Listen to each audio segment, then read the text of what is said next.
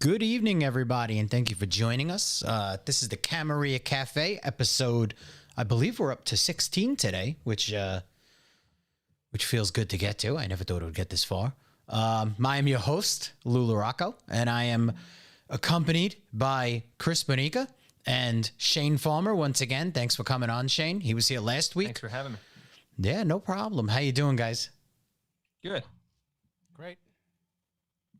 Okay, so we've been doing kind of a 5-6 episode like expose, I guess you would call it, on the beginnings of paganism, the traditions, the religion, how long it went on for, and kind of how it morphed over the years and how humanity morphed with it, culture, everything else.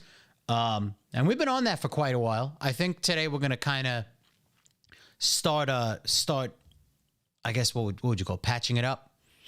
Mm-hmm. And, I just wanted to go into a few things here. One thing that I had noticed recently. So this is a funny little thing. These charts have been going around social media, on Facebook, Instagram.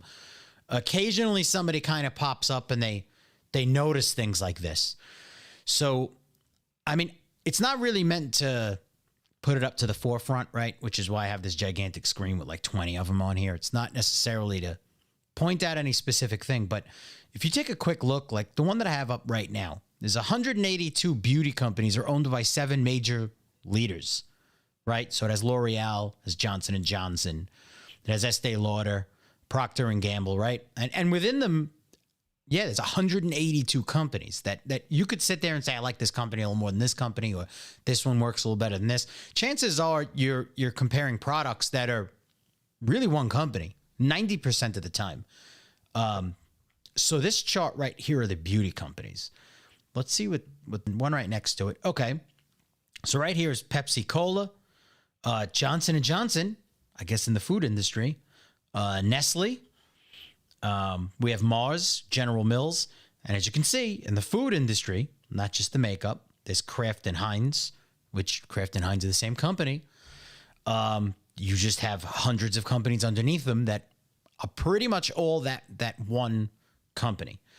And getting into something that we're going to be going into very briefly, or soon, I should say. Right here, you have NBC, you have Disney, CBS, Viacom, and that last guy right there. You have AMC. And who's that last one? Let's see. I'm going to click on it. This was from Pinterest. We have one other company underneath that. But the case that I'm trying to make here is that what we're seeing in almost all industries are that we have a couple of major players and hundreds of brands underneath it. And most people won't even, do this much research to kind of go in and say, hey, this industry is only led by 4 companies. And you would imagine that there's an umbrella effect for anyone who's worked for a company, right? Once you get a parent company that kind of absorbs you, the orders are coming down. What you're going to do is being dictated by your parent company 95% of the time. That's kind of the nature of the game. So right here, we have another infographic. These 14 companies control the entire auto industry. 14 car companies controlled combined 54 brands of cars. So this is happening in everything. In absolutely everything. Because I guess that has to do with the consolidation of money, consolidation of power. And before we jump off of this topic very quickly, I'd just like to show people, for anyone who's unaware of things that are happening around the world. So I found this.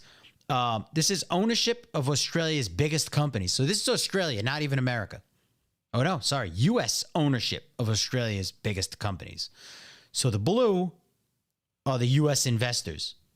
And that orangish yellow are Australian investors. And as you can see, the U.S. investors, 3 companies have more Australian investors. Every other company has about 3 times the amount of U.S. investors in the Australian companies.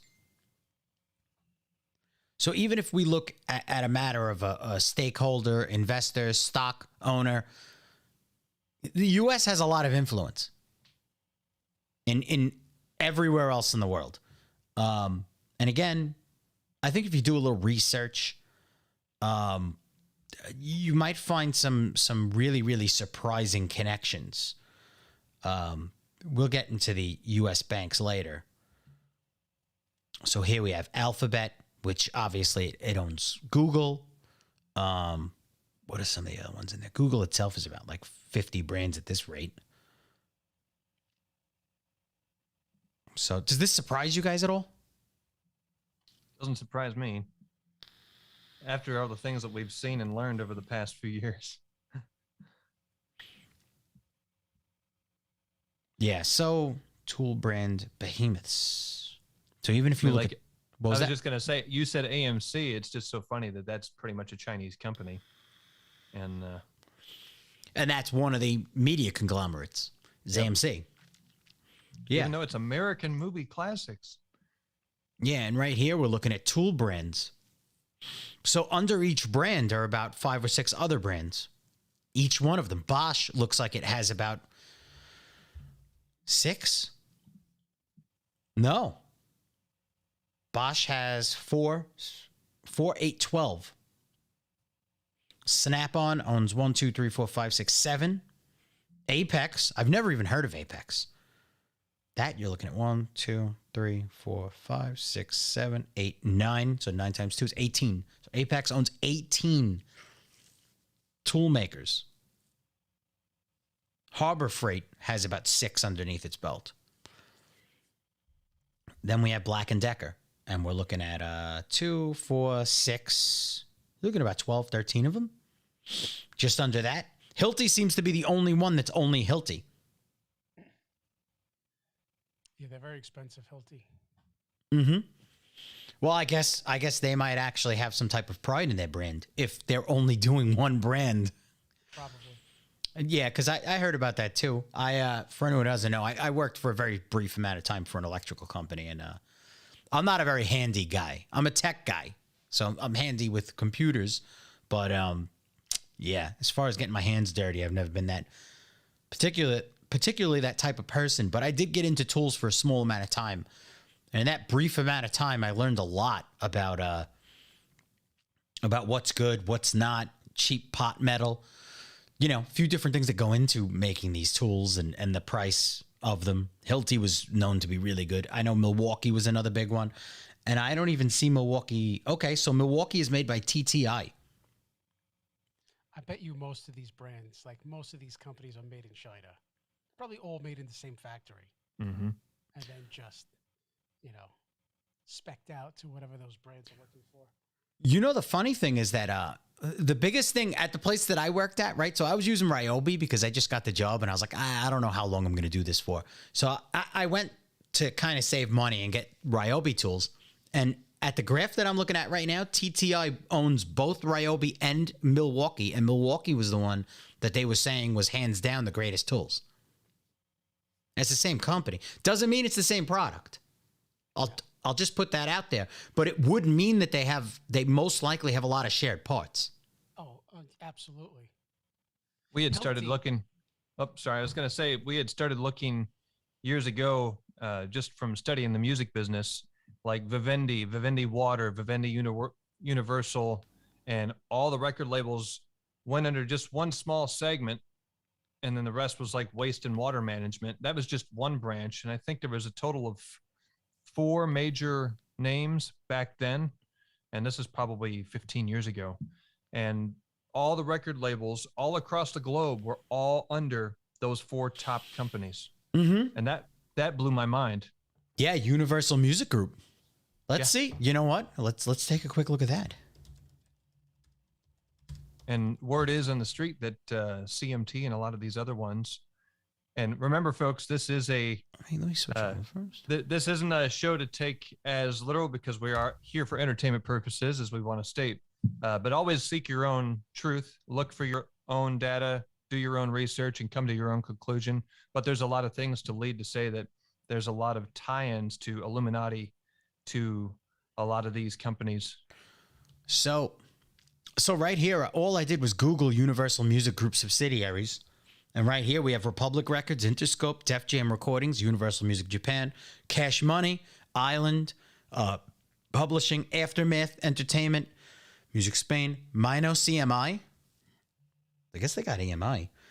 Universal Music Canada, Mercury, Spin Up, Virgin, Vertigo, Interscope, Shady, Capitol Music Group, Tisa Records, Decca Records. Decca was around for eons. Decca was like from vinyls, 45s, Astral Works, Ingrooves, El Cartel Records.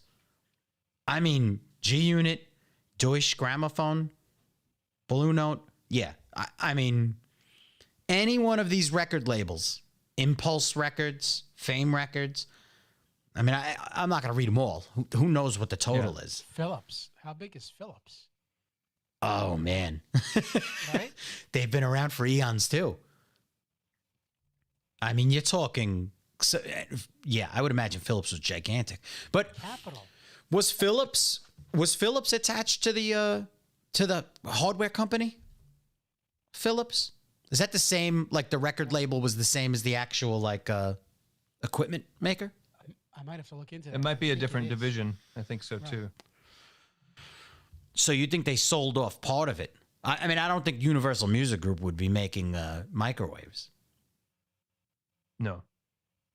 Yeah, but Universal originally had been back under Vivendi, and then Vivendi Water and Waste Management. And I'm trying to think of some of the other ones, but you think about that in the structure of the music industry, then you go into media as a whole and look at all the owners of the media, and it really narrows it down and shows you why it's so controlled. Yeah, yeah. So I also want to give a shout out to Marie. Thank you for joining us on Facebook. She says, so when people want to boycott something, make sure you do your homework and find out who actually owns them. Yes, because if you boycott one company, you might jump to another company that's owned by the same company. So it doesn't really make a difference as to where you're going. So that same thing goes into the things that you wear.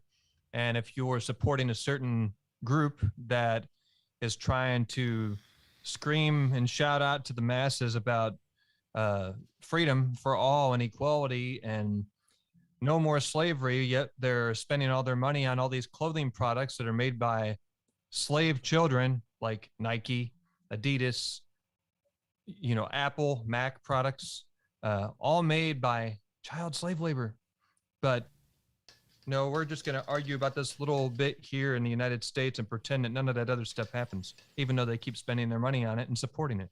Yes. I always watch this group called Andertons, right? Because for anyone who knows me personally, I'm a guitar player. I'm a musician. I've been a guitar player my whole life. And I always watch the Andertons videos. I think I sent you guys a clip. I definitely sent it to Chris. I might have to put it in the messenger for you to see it. Yeah, and they were talking about imported instruments because years ago, the U.S. instruments were the best.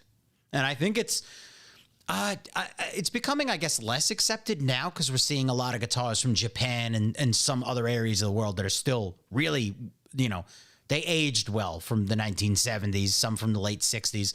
So it wasn't just the U.S. instruments, but the U.S. instruments are the ones that hold the most value. They're the most renowned. But now we're seeing like Indonesian make become really big. They're starting to get their manufacturing up. I mean, we're sending so many things out there for them to build, and their manufacturing processes are getting so much better. The materials they're getting are so much better now. So, and even when it comes to China, with guitars, people were always like, oh, that guitar was made in China. It was always associated with a $100 piece of junk. But yet the same people that'll say the Chinese guitar is terrible will have an iPhone. And iPhone is probably one of the most premium brands in the United States. Yeah. It's definitely, when it comes to computing, it is the most premium, theoretically. I know Chris will battle me on that tooth and nail, but as far as design and pieces that go into it, they're definitely the fashion designer computer. They're definitely the premium computer, premium phone. And they come straight out of China. And nobody would associate that type of production with that, it really makes you wonder how much each of the components are being made for when you start to realize, or how much overhead they're making on it. Yes, that's true. Of course, companies like Samsung and Apple, they share components for their products too. Mm-hmm. Yeah. Were you going to say something, Chris? No, I was just gonna say that I don't disagree. It probably is the best phone made. It's just I prefer Android as an operating system. Oh, look, I think, well, that's why I made sure to phrase the question a certain way. I mean, Apple went out of their way to announce bringing in a major fashion designer for their watches. So Apple definitely puts a tremendous amount of money in R&D specifically for fashion. And like, that's the part I kind of don't like about it. Like, don't get me wrong, their stuff is very sleek and premium looking. It always looks very spaceshipy, but you're paying a lot of money for that. Like, a lot of money you may not have to pay just to get the internal components and to get the system. I don't know about that. I think the price of the phones, the manufacturing side of the phones, have gone significantly higher than what they were. So I believe the iPhone Pro costs in the vicinity of like $420 to make. So, and the thing is, I don't know if that includes advertising of the product. Like, I think that might just be the build of the actual phone. Right. So when you think about it, if you're paying $1,000 for that phone, what are they making double? So that's not really a bad markup. But you always have to consider the super yacht that Steve Jobs was building. Wow. Because companies always like to talk about this bottom line, but they never include how much that CEO's walking away with. Because that money's coming from somewhere. Steve Jobs didn't build it. He just thought about it. They did build it. Oh man, that's rough. I was about to finish off your statement and go, well, he died before he got on it. But yeah, I mean, if you think about how much money there is, and all these companies always talk about that, like when they talk about raising the minimum wage or something, they're like, oh, the business wouldn't be able to function if you give everybody an extra $2. But the CEO just made $7 billion. So where's the wiggle room in your numbers there, in your calculations to how much that CEO's taking home? Because that money didn't just fall from the sky. Well, I mean, there's other service. I think Apple makes a lot of money off their services, right? So now you can get a credit card with them, and that interest is going into pockets. That other service that they have, what is it called? Like their Fit service, where you pay like $35 a month for exercise stuff. I don't know. I don't have it. I don't. Yeah, they're getting money from you from different things. All different angles, they're getting money from you. I mean, the device is literally just a portal to the services they can sell you, right? And they are selling data, so there's also that. Not like Google. Google is a whore, but they are selling data.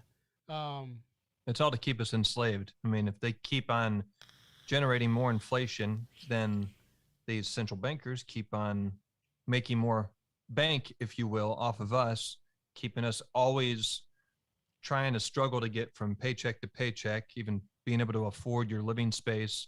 I mean, look at the price of rent. I can't imagine what it's like in New York in comparison, even Franklin, Tennessee, or Nashville and the surrounding area, just for a 1-bedroom apartment to be what, $1,700 for one person to handle. That's like impossible. Shane, just stop it, Shane. You will own nothing and you will be happy. That's their 2030 goal.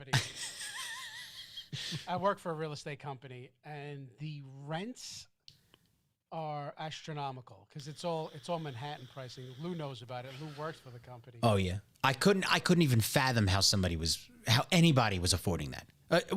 Outside of the rent controlled. The rent controlled, I understood, but and even some of the rent controlled, you had to have imagined how much they were charging at the time that they got the apartment, because some of them had jobs that I guess they were getting raises based on the economy, but their apartment price didn't change according to the economy. Like they just halted it, because some of them were like professors and stuff, and I'm like, how is this guy a professor and he's actually entertaining this type of rent?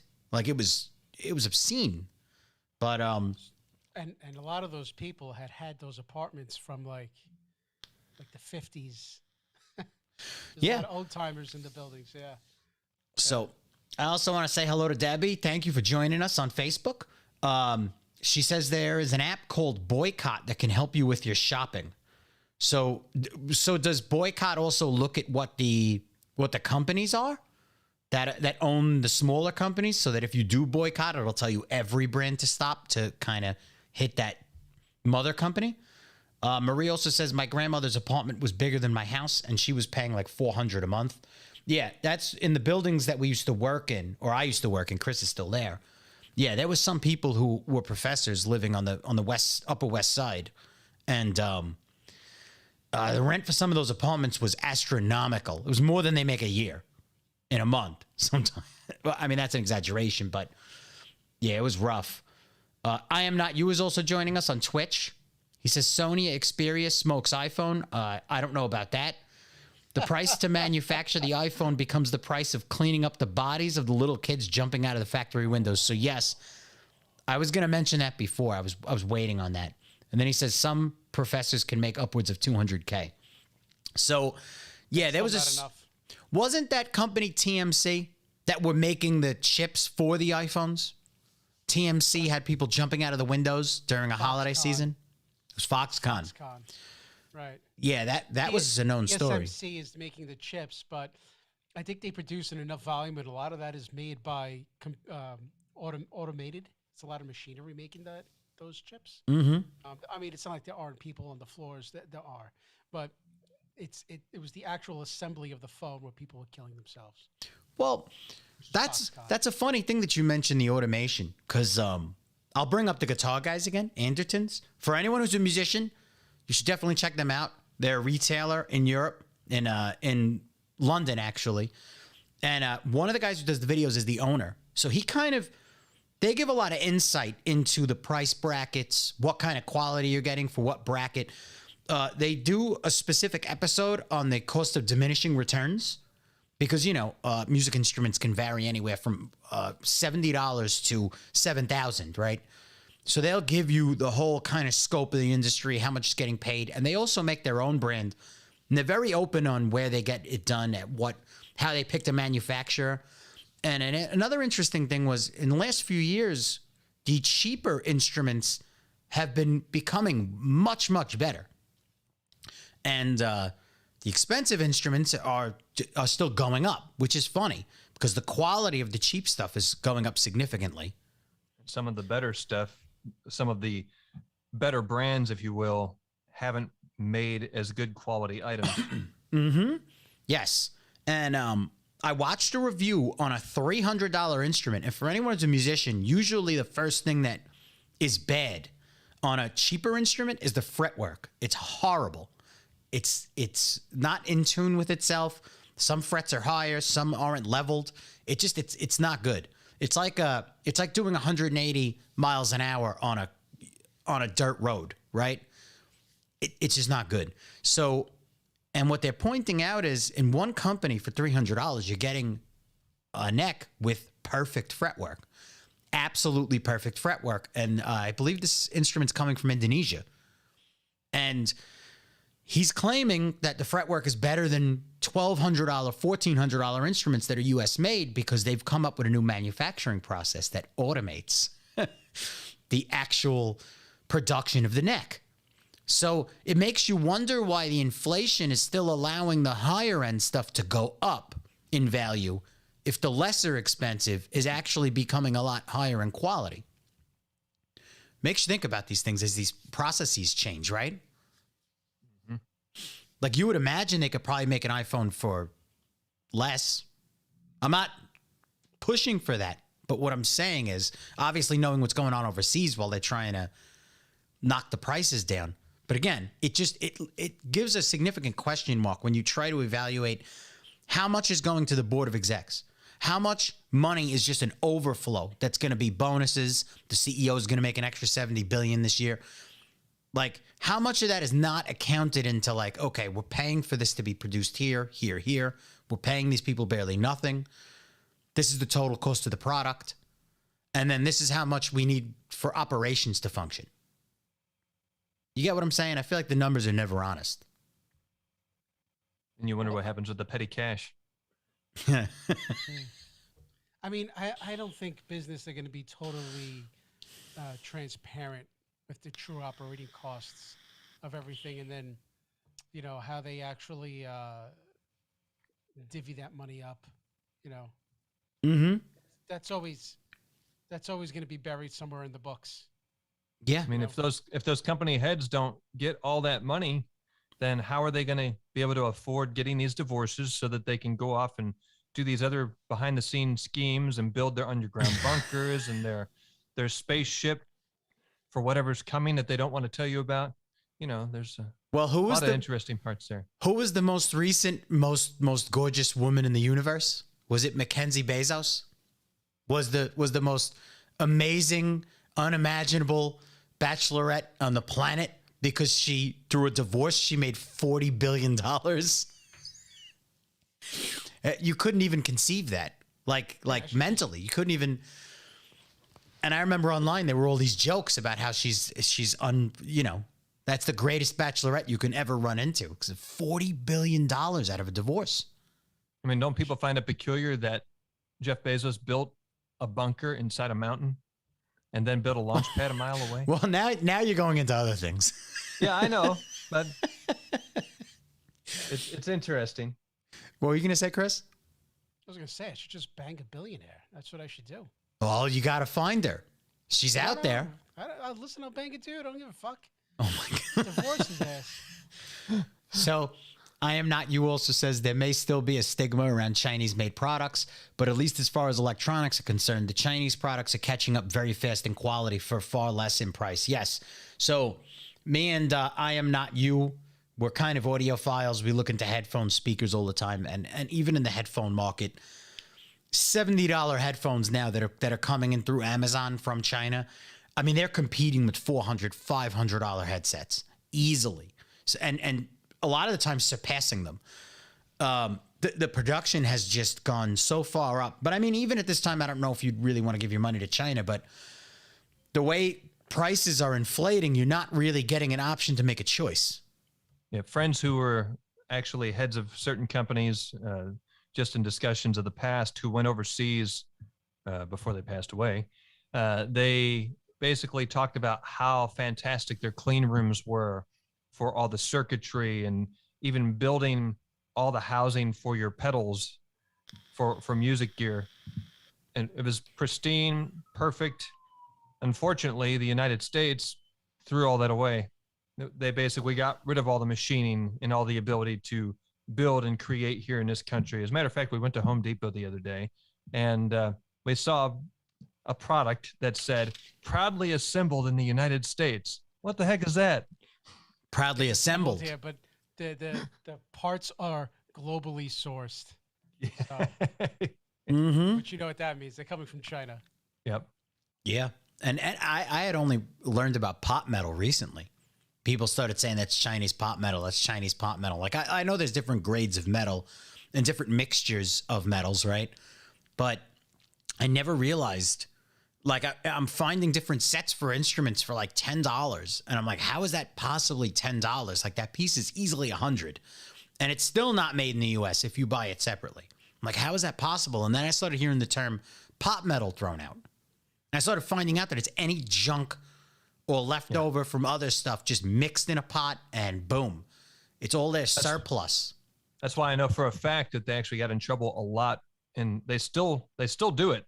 They put lead in a ton of the products that we receive here in the United States. So you might think that something's perfectly lead free, and you might have bought it at a local farm co-op. But unfortunately, all the product that they receive, much of it is loaded with the stuff. Really? Yeah. So it's almost like we're poisoning ourselves by buying affordable stuff that they're kind of just tossing at us, raining from the sky. Poisoning ourselves physically and economically. So it would appear that way. Yeah. Throw in a few chemtrails and you got a nice concoction there to kill off a few people. You've hit at least like 5 other topics in this past like 5 minutes. So but hey, we got those truckers going for us, fighting for freedom, right? So I Am Not You also says, I hate to defend assholes, but the fact is that these companies are not obligated to offer the public products at a reasonable price if they choose not to. It's up to the consumer to use their purchasing power to let companies know they aren't willing to pay ridiculous prices. You can thank unions for the death of manufacturing in the USA. But I don't think that's the unions. I think it was Bill Clinton and NAFTA. yes, but I also think if another country is willing to enslave people to produce these things, that's kind of an unfair advantage if you're trying to create a world that's kind of equal to people. And that's just my personal. It's funny you said Bill Clinton. I don't know if you could see this.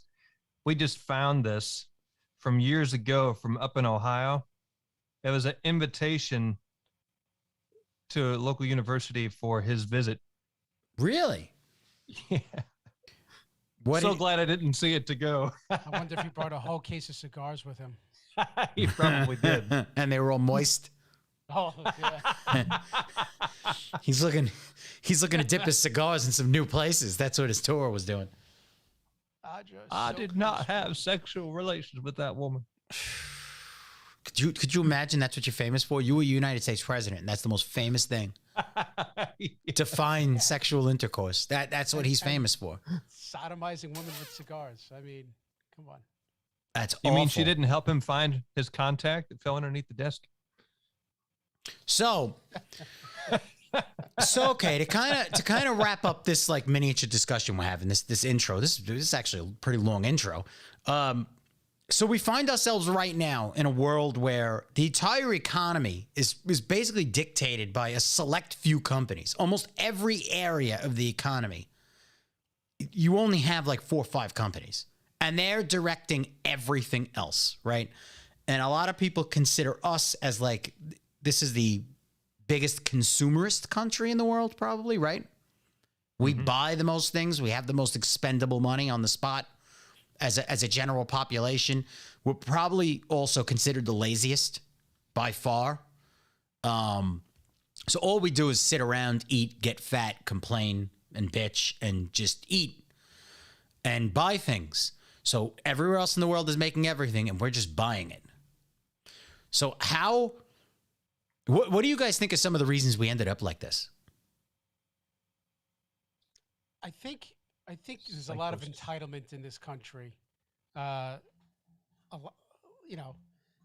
People feel like their kids are too good to work and do like hard labor jobs. So there's that issue. That's a big issue. That is a big issue. Like I know when I was young, my mother was just like, go and get a job. She didn't care what I did as long as I was working. And I didn't care what I did as long as I made a paycheck, But I like a lot of kids these days, like they just won't do those grunt jobs. And it's like, you're young and healthy, learn something. That's neither here nor there.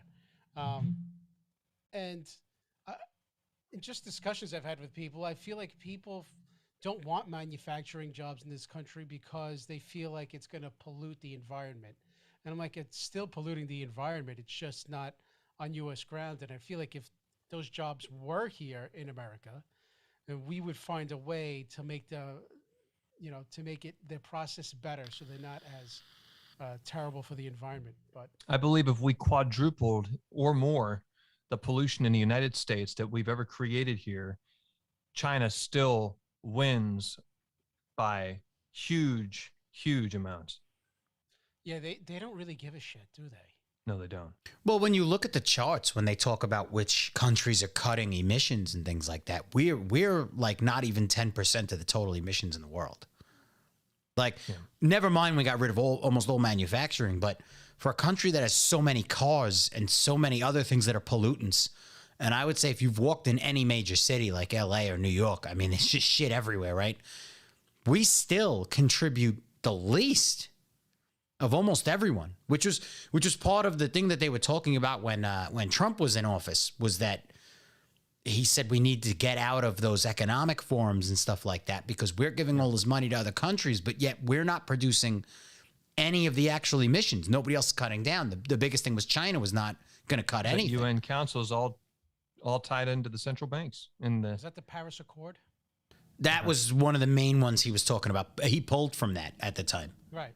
He did. Which unfortunately you followed those dollars back, and you're going to see that they're manipulating a great deal of data. They're not telling you the truth about what's changing our climate in this world, which is going to be in a future episode, I promise. But what they're trying to make you believe is that we are causing the temperature to rise in this planet when actually ice is accumulating heavier now in different parts of the world, in Antarctica. And they literally edit maps to make you think it's been warmer and not cooler. They make the blue disappear so it looks like it's warmer everywhere. They modify all your different calculations. Matter of fact, during lockdown, when everybody was stuck home, the temperature actually went up, because what they don't tell you is that after 100 years of warming, the atmosphere naturally even releases carbon emissions, even from plant life and whatnot. And those carbon emissions actually bring down the temperature. It kind of helps level things off. But they want you to believe otherwise. And they've gone back so far in all the liberal schools as to dictate what would be put into the text to make people believe that this is the way the science should be taught. This is what you should be learning, so that they get you to believe that that's the truth, because it's right there in print, right in front of your face, just like Common Core math. So basically, they make you think that these ways are better. They dumb down society through the things that they teach them. They even edit the texts in your dictionaries and your thesauruses and everything else to make you think, oh, well, I guess what it said back here isn't true. We'll have to believe what they said because they said it was true. There's a lot of falsities. We're going to get into a lot of those things in a moment. What would you like to add, Chris? So, well, I was just going to say, like, I'm looking forward to that episode because I kind of lean on the other side of that argument, I guess. I mean, not that I totally think that we are the number one downfall or the number one contributor to carbon emissions, but we're definitely having an impact. So, yeah, I'm looking forward to that episode because maybe I'll learn a lot. I don't know. I can look that up right now. U.S. carbon emissions. Well, I'm not talking about just the U.S. I'm talking about the humans in general. So, and speaking of them covering certain things up, so I sent you a link over the weekend, Chris, and it was actually from Andertons, and they were talking about two guitars, and just completely out of nowhere, as they were talking about manufacturing products, they spoke about Apple real quick, and then one of the guys on it spoke about Huawei, and he mentioned how Huawei phones had a mode called moonshot mode, right? So basically, this would optimize the cameras and the system to take a really, really clear shot of the moon. But what it was doing every single time was that it would jump on the internet as fast as possible. It would go through thousands of photos of the moon and then superimpose that moon on your moon. That's fun. So, oh, wow. Right. And they were questioning, I mean, obviously, I would question that. Why the hell are they doing that? Like, that's very strange. Like, it wasn't like taking 20 snapshots in a second of what you're aiming it at. It was going on the internet and it was taking known photos of the moon and superimposing it. Wasn't Huawei the same company that got caught saying, "Oh, shot on a Huawei phone," and when you looked at the metadata, it was like a Canon DSLR? Yes. It was so. Listen, that company is shady as fuck, right? There's a reason why they stopped importing their phones here. Well, it was Trump that banned it. Yeah. That said that they were a national security risk. And they found out that there's legitimacy to his claim. So. But just think about that. They're not letting you see the moon, Chris. They don't want you to see it. Listen, I have plenty of lenses here I can shoot the moon with by myself. Are you sure it's not connected to the internet? Oh, I'm sure. My camera's ancient. Hawaii is not going to Photoshop it on you. So yeah, I've done the same on my telescope too, which my telescope's an old style telescope, so it doesn't have any computer parts to it. Do you have the mount for your camera? Basically, I don't have the one for my Nikon. I'd love to do that. I'd like to get that adapter, but I've even just taken shots from after looking in the lens, dialing in the shot, even using my phone to take a shot using the lens over the telescope lens. So I know that what was there was real, and basically just made a duplicate on the phone. Yeah. So So what I wanted to do by talking about this stuff, right? So we're gonna try and make a lot of what we were speaking about previously relatable to you in current times, right? So I know everyone likes to throw around the term conspiracy. That's ridiculous. It would never happen. A lot of these things have been predicted over time. They said this was going to happen, or this is going to happen, or there are groups that are planning on these things happening. And it's happened all throughout history, and everyone's turned around and said, that's a conspiracy, that's ridiculous, nobody's conspiring to do this, nobody's planning on doing this, right? So I understand that through the last 6 episodes, there's been a major detachment that people make, associations, right? Because we were born recently. We can base some of our stories off of the observations of our parents and things like that. Now, the accuracy of their data, if they were receiving it from the same organizations as us, is just as questionable as what we're witnessing right now, right? But at least there's an association, right? But right now, everything we've spoken about the last few episodes, there's major detachment because you can't really pull it to present times. But there are a few things that we actually can pull to present times. And I'd like to just highlight, I'm going to go through our notes right here. So one thing that we did not hit last week, one thing that we did not point out, there are a number of agencies that the Illuminati, in the course of creating the New World Order, there are a number of agencies that they actually created. Now, for anyone who would like to kind of challenge it, just do some quick research before you say that's just ridiculous, right? I'm going to make this statement because this is based off of research, a tremendous amount of research. And if you can serve up some type of evidence that it is inaccurate, I would absolutely love to see it. So part of what got us here is that a long time ago, part of the idea that they had was to very slowly creep in these agencies that would start unifying on different levels the different countries, right? The Paris Climate Agreement is part of that, right? What else can we think of very quickly? You could think of the United Nations, right? Because one world government doesn't necessarily mean that your president's gone. It means that the whole world is being overseen by a world government, right? Like in the US, we have the federal government and then we have the state government. So now, let's say you take the federal government down a notch, you have a world government over it. So you would still have everything in place, but you would have overseers of this entire system. So some of the groups that you can look up very quickly, the United Nations. You can also look at the CFR, or Council on Foreign Relations, right? The Trilateral Commission is another one that has become known. The Royal Institute of International Affairs is another one. Another one is known as the Club of Rome. And then we have another one that recently has come to light as being true and was a conspiracy for a long time. It's called the Bilderberg Group. So these were all groups that were kind of put in place to start softening people to the theme of having these agencies that oversee numerous countries at a time, or oversee negotiations between numerous governments while they kind of come to terms with each other, whether it be emissions, whether it be war, whether it be post-war. You know, just these groups to kind of normalize us all speaking as one world. You have to remember, it's a globalist kind of economy. It's a globalist style agenda. So we look a little deeper into this entire thing. And there was a video that was out from about, or an interview, I should say, an audio interview. And it was out about 50 years ago. This was pretty much, I won't compare him to Nostradamus. He wasn't necessarily predicting the future, but he was voicing out what these guys are actually trying to do, right? And maybe just think about some of this stuff that we're about to say and think about whether it could relate to some things that we're witnessing right now.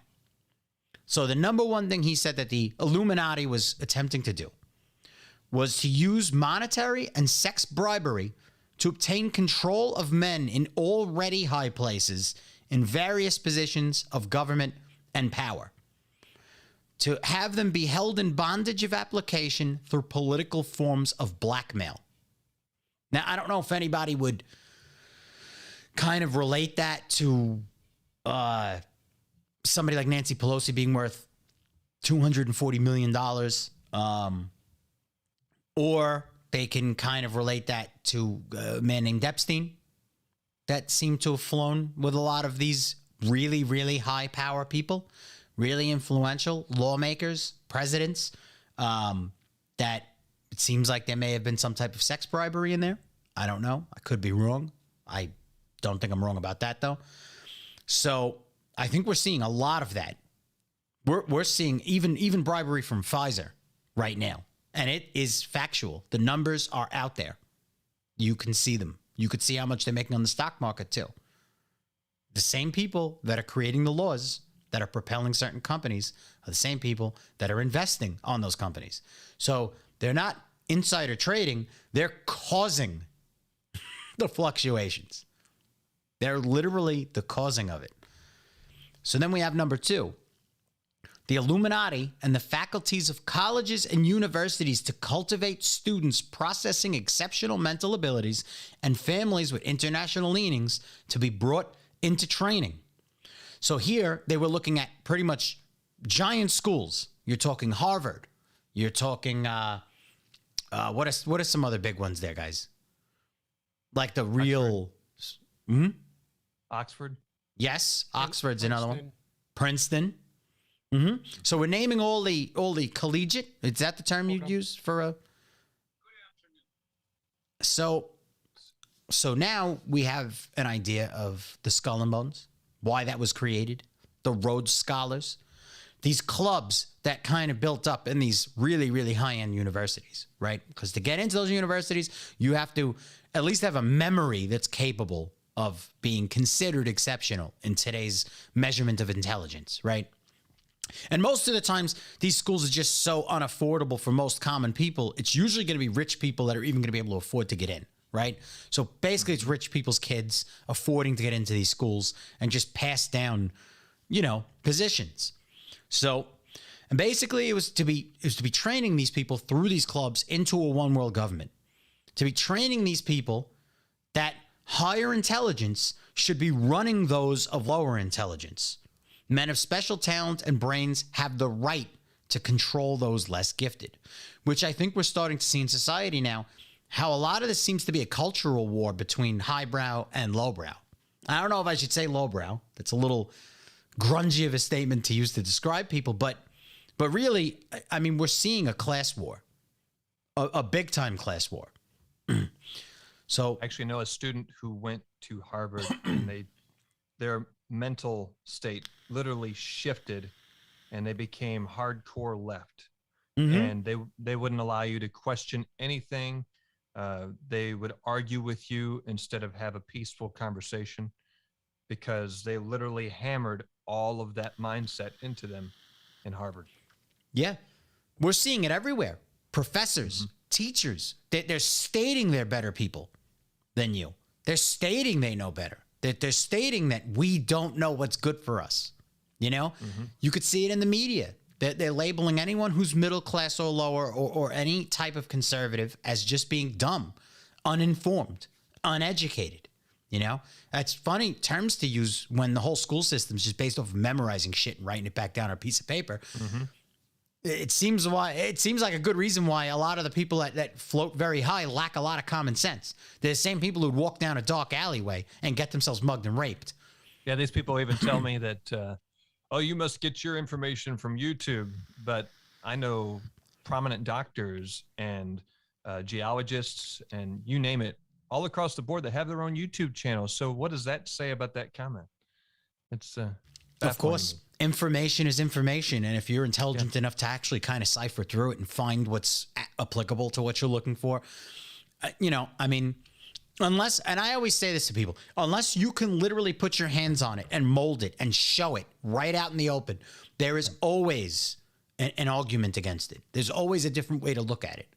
The only things we can literally prove to each other, especially when we're all locked into kind of like this 9-to-5 jail cell, or this work 5-6 days a week, do overtime. Many of us don't get to experience much because we're too busy trying to just make ends meet with inflating prices, ridiculous rent. it's hard enough to afford to live at this point. And, so a lot of the times we're all debating things that just come from two different sources, but we're not debating things that we can show tangibly. I can show you that this can's pink. I was going to say, if you're not distracted enough by your job and all the other things going on in life and kept in that position of enslavement, if you will, by a 9-to-5 job. Well, it's not 9 to 5 anymore. Some people, it's even more than that. You can just see that they're getting away with murder, manipulating everything at the top. Yep. And just crushing down on the lower society as much as they can. And I have a correction to be made, actually. Sorry, it took me so long to see this comment, Debbie. So she corrected me here. So the app is called Buycott for anyone who's interested in looking into it. Buycott. So Buycott. And basically that'll help you shop in the case that you want to dodge certain brands for certain moral purposes, reasons. And then Marie also added that Yale is another school. Yes, Yale is another one of those primary schools that is definitely being accused of indoctrination. And on Twitch, I Am Not You had said one word, unions. That's how we got into this. And there's an interesting video from an ex-Soviet Union guy that was saying from like the 80s or 90s, he was actually teaching in school too, about how they were going to introduce the unions into the U.S. and that was going to cause a collapse of some sort in the economy. I Am Not You also added, it is very important to note in this conversation the revelation of the method that was discussed last week. This is why their, THEIR, plans have taken hundreds of years to implement. Also important is to recognize that there isn't always a consensus plan within these groups as to how to implement their plans. So another thing about the Illuminati was it was a class war. It was something that the bloodline was eventually to inherit. So this was a slow burning plan. This wasn't a race. And I actually have some theories as to why this last 2 years, 3 years in association with a man named Epstein kind of got pushed through maybe a little quick. I think the plan kind of hastened itself a bit, because of a few recent things that came out in the public. That's my personal opinion. I don't know if that's actually accurate, but I think they kind of hit the pedal on it. Is he really dead? You still wonder. Listen, there's a lot of things once you get to all these different areas of happenstances, like even Osama bin Laden, that they said, oh, they got the blood sample and they discarded the body in the ocean. Is he really dead? You just question it because look at all the other stuff we don't trust our government about anymore. I have a better question. Did he even exist? That's possible too. So getting back to this very quickly, because there were only 4 things on this agenda that they said, 4 main things that we're gonna process, slow burn themselves into reality. Number 3, place those indoctrinated in the beliefs of the Illuminati into positions of high stature and influence, i.e. experts used as agents and placed behind the scenes as experts and influence low and social changes in the direction of one world government. So I don't know if anybody needs me to repeat that one. I think we all kind of caught that pretty well. And here's the number 4. And this is gonna lead into a lot of what we're talking about right now. and it's gonna lead into some future episodes as well. Take control of all media. Tell a vision. That is what our television is called. Tell a vision. A vision. Television. I'm going to say it multiple times so it starts sticking with people. Yeah, along with his story. History. It's written by the winner. His story. Yeah. And Marie just wrote into Facebook, the science. Yes. Good one. So take control of all of the media. In quotations, propaganda. That is in quotations. So that they can control the flow of information. They're making you aware of what they want to make you aware of, or they're giving you the information that they want to shape your worldly view or reality. If they want you to go eat something, they will advertise it to you. over and over again. They've done psychological studies to understand what kind of colors make people hungry, what kind of colors make people salivate, what kind of colors make people horny, whatever the fuck it might be. Even flashing words and images in just a real quick one slide of all those images put together. And you may not see it, but your subconscious does.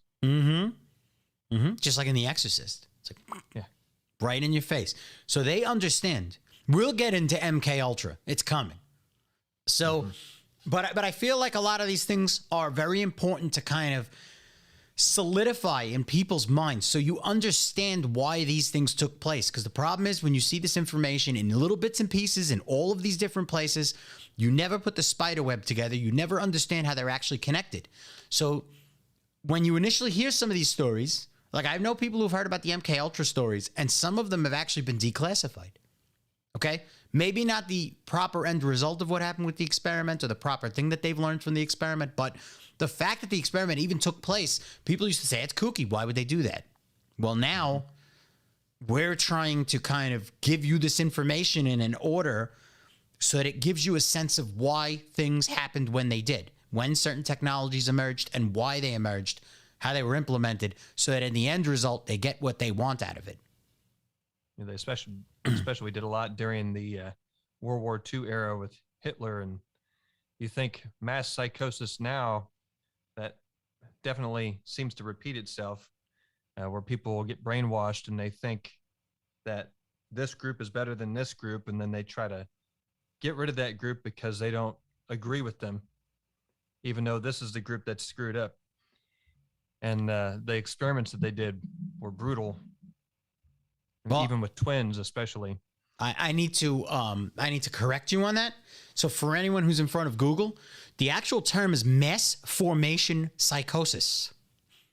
You want to search the term mass formation psychosis. It might possibly be something that many of us are experiencing right now, and we're going to get into that in a couple of minutes. So, I mean, do you guys have anything to add at this exact time after those notes? Anything you'd like to add? Well, something else that's also hidden in plain sight. Like, I don't know if you want to pull up a picture of a pentagram, which was a very important symbol of the Freemasons, who we spoke about last week, were infiltrated by the Illuminati. And that tied into Venus, didn't it? Right. So it does. It ties into and Venus. even the center of the pentagram, I think, is the Pentagon. Did you put a link? That's where I was going. Chris, did you put a link to that in the notes? Yes, there was one of the things I had sent you. Where is it? Is it in the notes or is it in our conversation? It's in that same bit that I sent you. It's in the notes, the Camarilla Notes. Yeah. It's probably because I could have sworn I saw. Oh, I see it. So, when you look at that, and then you look at the Pentagon, and you wonder why something was shaped that way. It is coming right up, baby. You seeing it? So we're gonna bring it up right now. Ba-boom. Ba-boom. See, I love technology, even though it's enslaving me. Boom. So right here, we have the Sacred Pentagram by Gregory H. Peters. Now, the pentagram is found on a lot of, we're talking old structures, ancient structures built by Freemasons. They always incorporated a pentagram. So this isn't like something new or like, goes back to witches and whatnot. This is something that they've always incorporated into their design. And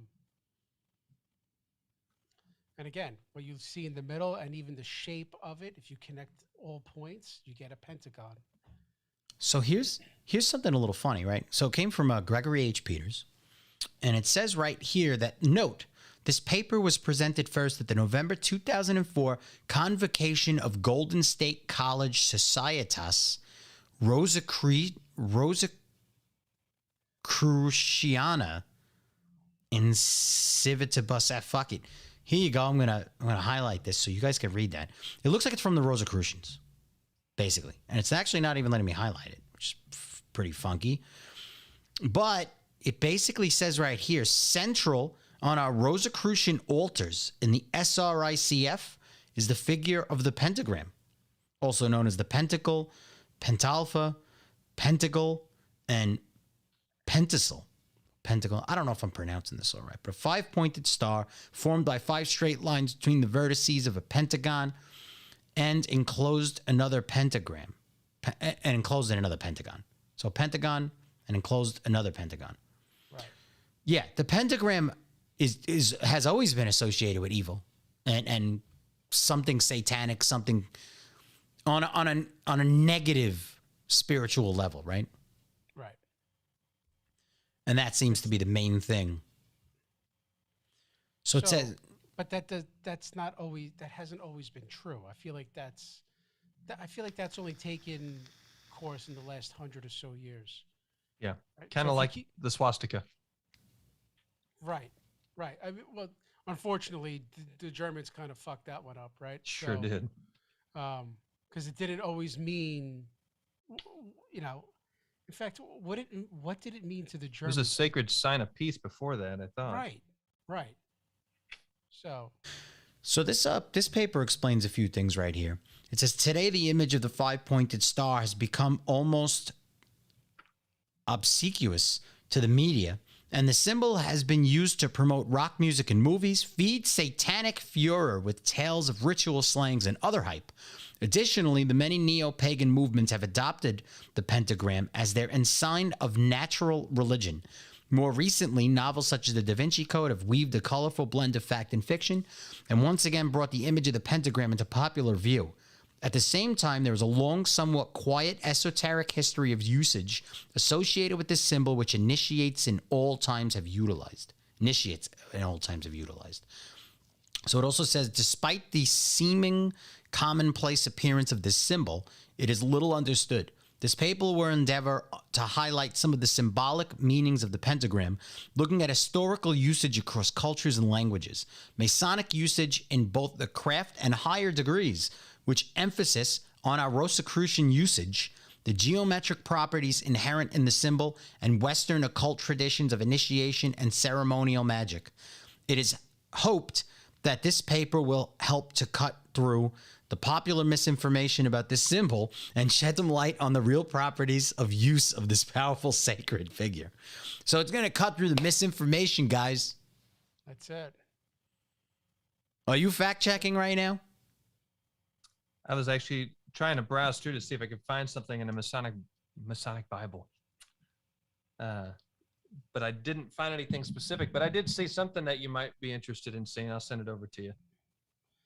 So the Pentagon, the building, the structure, is a pentagon inside a pentagon. There's actually like 5 layers to it, so it's not a solid structure. If you look, if you look at like an overview of the building. They also had a lot of things to do with the number 13, which is pretty fascinating.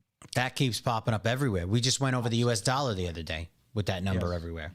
So I Am Not You also adds in when we were talking about all of the different psychological methods they've discovered to use against humans. He said smells too. Years ago, movie theaters used to pump smells through the air ducts to get people to go to the concession stands. Yes, it used to always smell like popcorn and butter. So I used to do that in Key Food. I used to clean the shelves with the orange scented spray, and we couldn't keep orange juice on the shelves. you used to manipulate people into acid Absolutely. reflux. Definitely. That's fucked up. Pfizer and it would should have all thrown go. you money, bro. Even high pulp would go. I used to drink so much orange juice until I started getting like a major reflux issue. And Yeah, orange juice is a Shop no-no. you shop at that Key Food. You made me a have you ever Pfizer Yeah. a customer. You did it to me. You and all the other guys who put the orange juice Yeah. out. I put it right. You in and fuckers. stuck you. He also says incorrect. The upside down pentagram is associated with evil. Okay. I didn't know that. And then he says, in reference to the pentagram and sacred geometry, take a look at Da Vinci's Vitruvian Man. Right. with his arms spread out. Right. So the pentagram I'm imagining is like the circle of his powers. Is that not in here? And Debbie also added on Facebook. She said, advertising 101, sex written in the dimples of Ritz crackers, orgies in glasses of ice for alcohol ads. Is sex written on the crackers? Yeah, it is. Stop it. I think I have a box of crackers downstairs. Now you know why. Well, I usually use it for the hummus. That's what I use Ritz crackers for. I get the vegetable crackers and I dip it in the hummus. But I didn't know sex was written in the crackers. I would have eaten a hell of a lot more crackers if that were the case, right? But I do understand in the ads. Yeah, and Marie just wrote, I just bought them. Yeah. So we have crackers that have sex written on them, I guess, downstairs. But yes, all of this stuff. And that's an easy one. Sex is embedded so hard in our culture right now. Everywhere. How many phallic symbols are in Disney movies? I mean, oh, it's crazy. Yeah. Everything that we watch. Mm-hmm. Everything pushes it. Everything, because they know it sells. It does. I'm a fan. Well, I think most people are. I think sex is something that, most people are into. Believe it or not. Isn't it funny how it's like one of the most basic human impulses and instincts, sex? Like it pushes your species through to the next generation, and yet we try to be like so secretive about our sex and Well, haven't I always argued that we're a bunch of apes in suits? Oh, Absolutely. That's all we are. Like everybody thinks that becoming more highbrow is actually fighting your animalistic instincts. And that's a big rift between like the upper classes and the lower classes, that the lower classes don't hide it. They do what they do and they act as they do. Everybody who's highbrow, which would also explain a lot of these really, really awkward sexual things that we keep kind of discovering them in. Because to a certain extent, when you're an animal, there's certain instincts you can't bypass. And that doesn't mean that somebody's going to run around all day long and all they're going to do is sex, sex, sex, sex, sex. But when you act like you don't even partake in it, when you fend yourself off, and that's the same thing when people talk about the Catholic Church and priests and stuff like that. Like, at a certain point, those instincts are very difficult to get away from. It's obviously it's evolution. It's an instinct built into your DNA. It's much worse than an alcohol problem or a drug addiction. Like it's built into us. So to a certain extent, when people try and stave off those behaviors so hard, it's like the rubber band effect is extreme. Yeah, I told you back during the times of the Greeks. I mean, they worshiped that sort of thing because they believed it was the gift of life, and they saw it with a different light, of course. But then you get into like Pompeii, where they had male fallacies everywhere and literally sex imagery in every cafe and every place all around town in Pompeii. And then, of course, the eruption happened and people were turned to glass and stone and ash, and some of them in sexual positions. And then, of course, you roll around into, I think it was the 1800s or so, when the Victorians came in and they saw it as awful, crude, evil stuff. So they took all the statues and they locked them away and hid them from society because they didn't want people to know all of this sex stuff. And they kind of controlled the narrative there. And then slowly over decades, it kind of eased itself out again. Yeah. I mean, obviously to evolve, like you would consider that evolution, people would act less animalistic, right? And I think we have. If you look through history, I think we have acted less animalistic. I don't know. Again, this is all speculative, right? Because we don't know the accuracy of a lot of this stuff. You haven't rode the train recently. People are still animals. But then again, if you're considering that we're a species of religion and we believe that gods represent certain things, you would imagine that the act of procreation is a gift, right? Like 90% of the time, that's the only time you're going to have procreation, you know? Like I might be one of the only relationships in the world where there was no sex and God just gifted us with children. Yeah, that would be kind of boring, wouldn't it? That's all you fucking guys have to respond to that with. You know what I said? I've actually thought of that before. I've wondered what the world would be like if we didn't have that sort of design. If it was just something like, "Hey, the stork landed. Here's your kids." Let's see if somebody pops up on Facebook in a minute with a comment against that. Yeah, I mean, I the don't know, stork like, just dropped them off, but most people have to have sex to have children. So what would be the point of, okay, well this would be like lose like hallelujah. What would be like the point of marriage then, right? Because like if it wasn't really for like sex and you know that companionship with a person, you could marry basically anybody. Yes. Right? It would specifically be based off of common interests and hobbies. Right. Like it would no longer be any other exterior motives or desires. Right. Like, I mean, because you could bring up a kid with anybody, you know.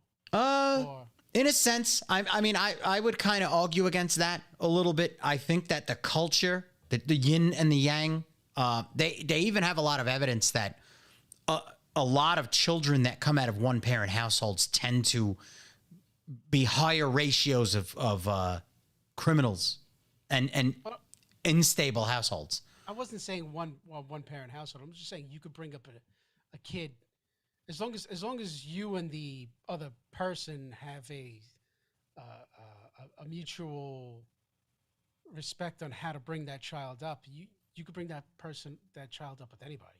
Yeah, you could. You know? And Marie came into Facebook. She says, "Shut up." I don't know what she's saying shut up about. I don't know what that's in reference to. And Marianne Housen is in the house. What's going on? She says, "That's why the Who's in Whoville were always trashed." LOL. I'm not very big on the Grinch. I'm not. I don't know directly what that comment's insinuating, but and Santa Claus was just having his way with everybody. He's delivering. So, and I am not used to sex magic as a topic for another day, but sexual energy is not simply for procreation. There is something the secret societies have kept hidden. So yes, and that's another thing when you get into like, if we go further into Aleister Crowley and a lot of magic, sex has been an act that supposedly brings out other powers, brings out certain chemicals in the body. I mean, we know one chemical. We don't know all of them.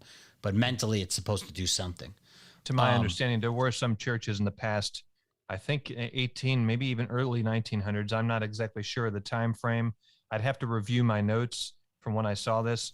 But they would have like a sacred worship day where it literally was an orgy in the church. Well, Sodom and Gomorrah as well, correct? Yes. They worship through sex. Marie says that the Whoville, they had an orgy. That's what she said. And Marianne says the storks bring babies or Santa. Well, how about Scooby-Doo? If we're going on the whole cartoon and fucking thing, right? Every time you go back to, like every time they would go back to, oh God, I can't think of the names. The clean-cut guy and the girl in the blue dress. They were always fixing their clothes. True. Yeah. Yeah. I didn't think about that. Yeah, come on. They were always like off to the side. I just thought it was funny, the Scooby snacks, and then they're always eating afterwards. Oh, yeah, he was eating edibles. Yeah. Absolutely. Mm-hmm. Yeah, I mean, it's ingrained in the culture. But I do think that it's much more ingrained for a negative purpose now than it used to be. And I mean, I don't know. Over the years, my positions have changed a lot. I think that as far as relationships, sexuality, things like that, when I was younger, I had a much different viewpoint on it. I think the older I get and the fact that I've had children and family, and I've had a pretty stable family, pretty wonky people, but I've had a stable family for the most part. And I think there's a lot that goes into the nuclear family. A lot. Mm-hmm. And there's a lot of benefit that comes from the nuclear family that I think gets lost in culture. And I think the culture is directing toward destroying that intentionally. Now, I'm not saying that if somebody comes out of a single parent household, has alternate lifestyles, when you're talking on an individualistic basis, that's a total different story.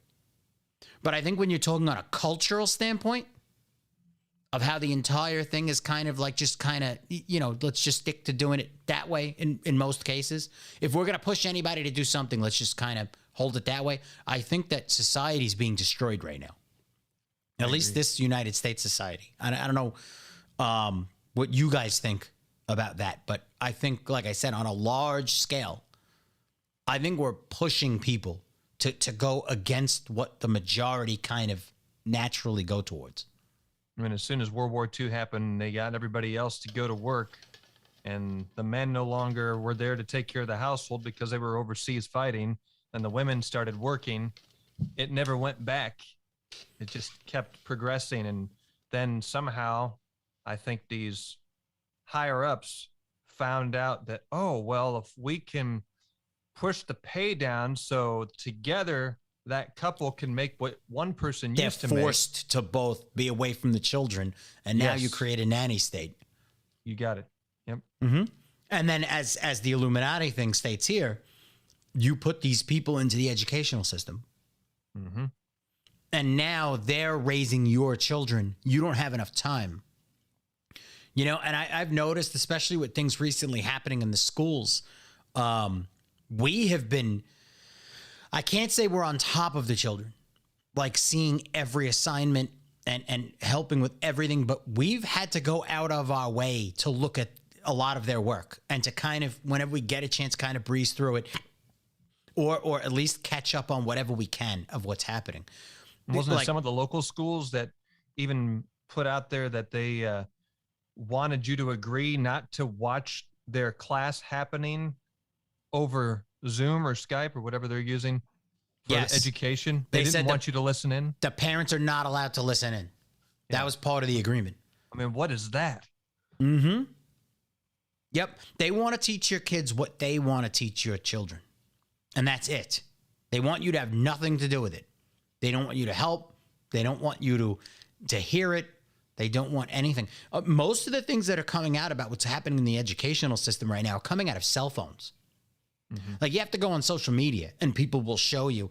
And I started picking up on it around it's obvious that most schools are liberal institutions. They seem to be exclusively liberal institutions. But I think around the time of the Trump presidency is when you really started to notice, because a lot of teachers, I grew up with one guy who is, he at the time that he wrote the comment, he was teaching elementary school students, and now he's a high school teacher. But he had posted something on Facebook. I'm not going to name his name.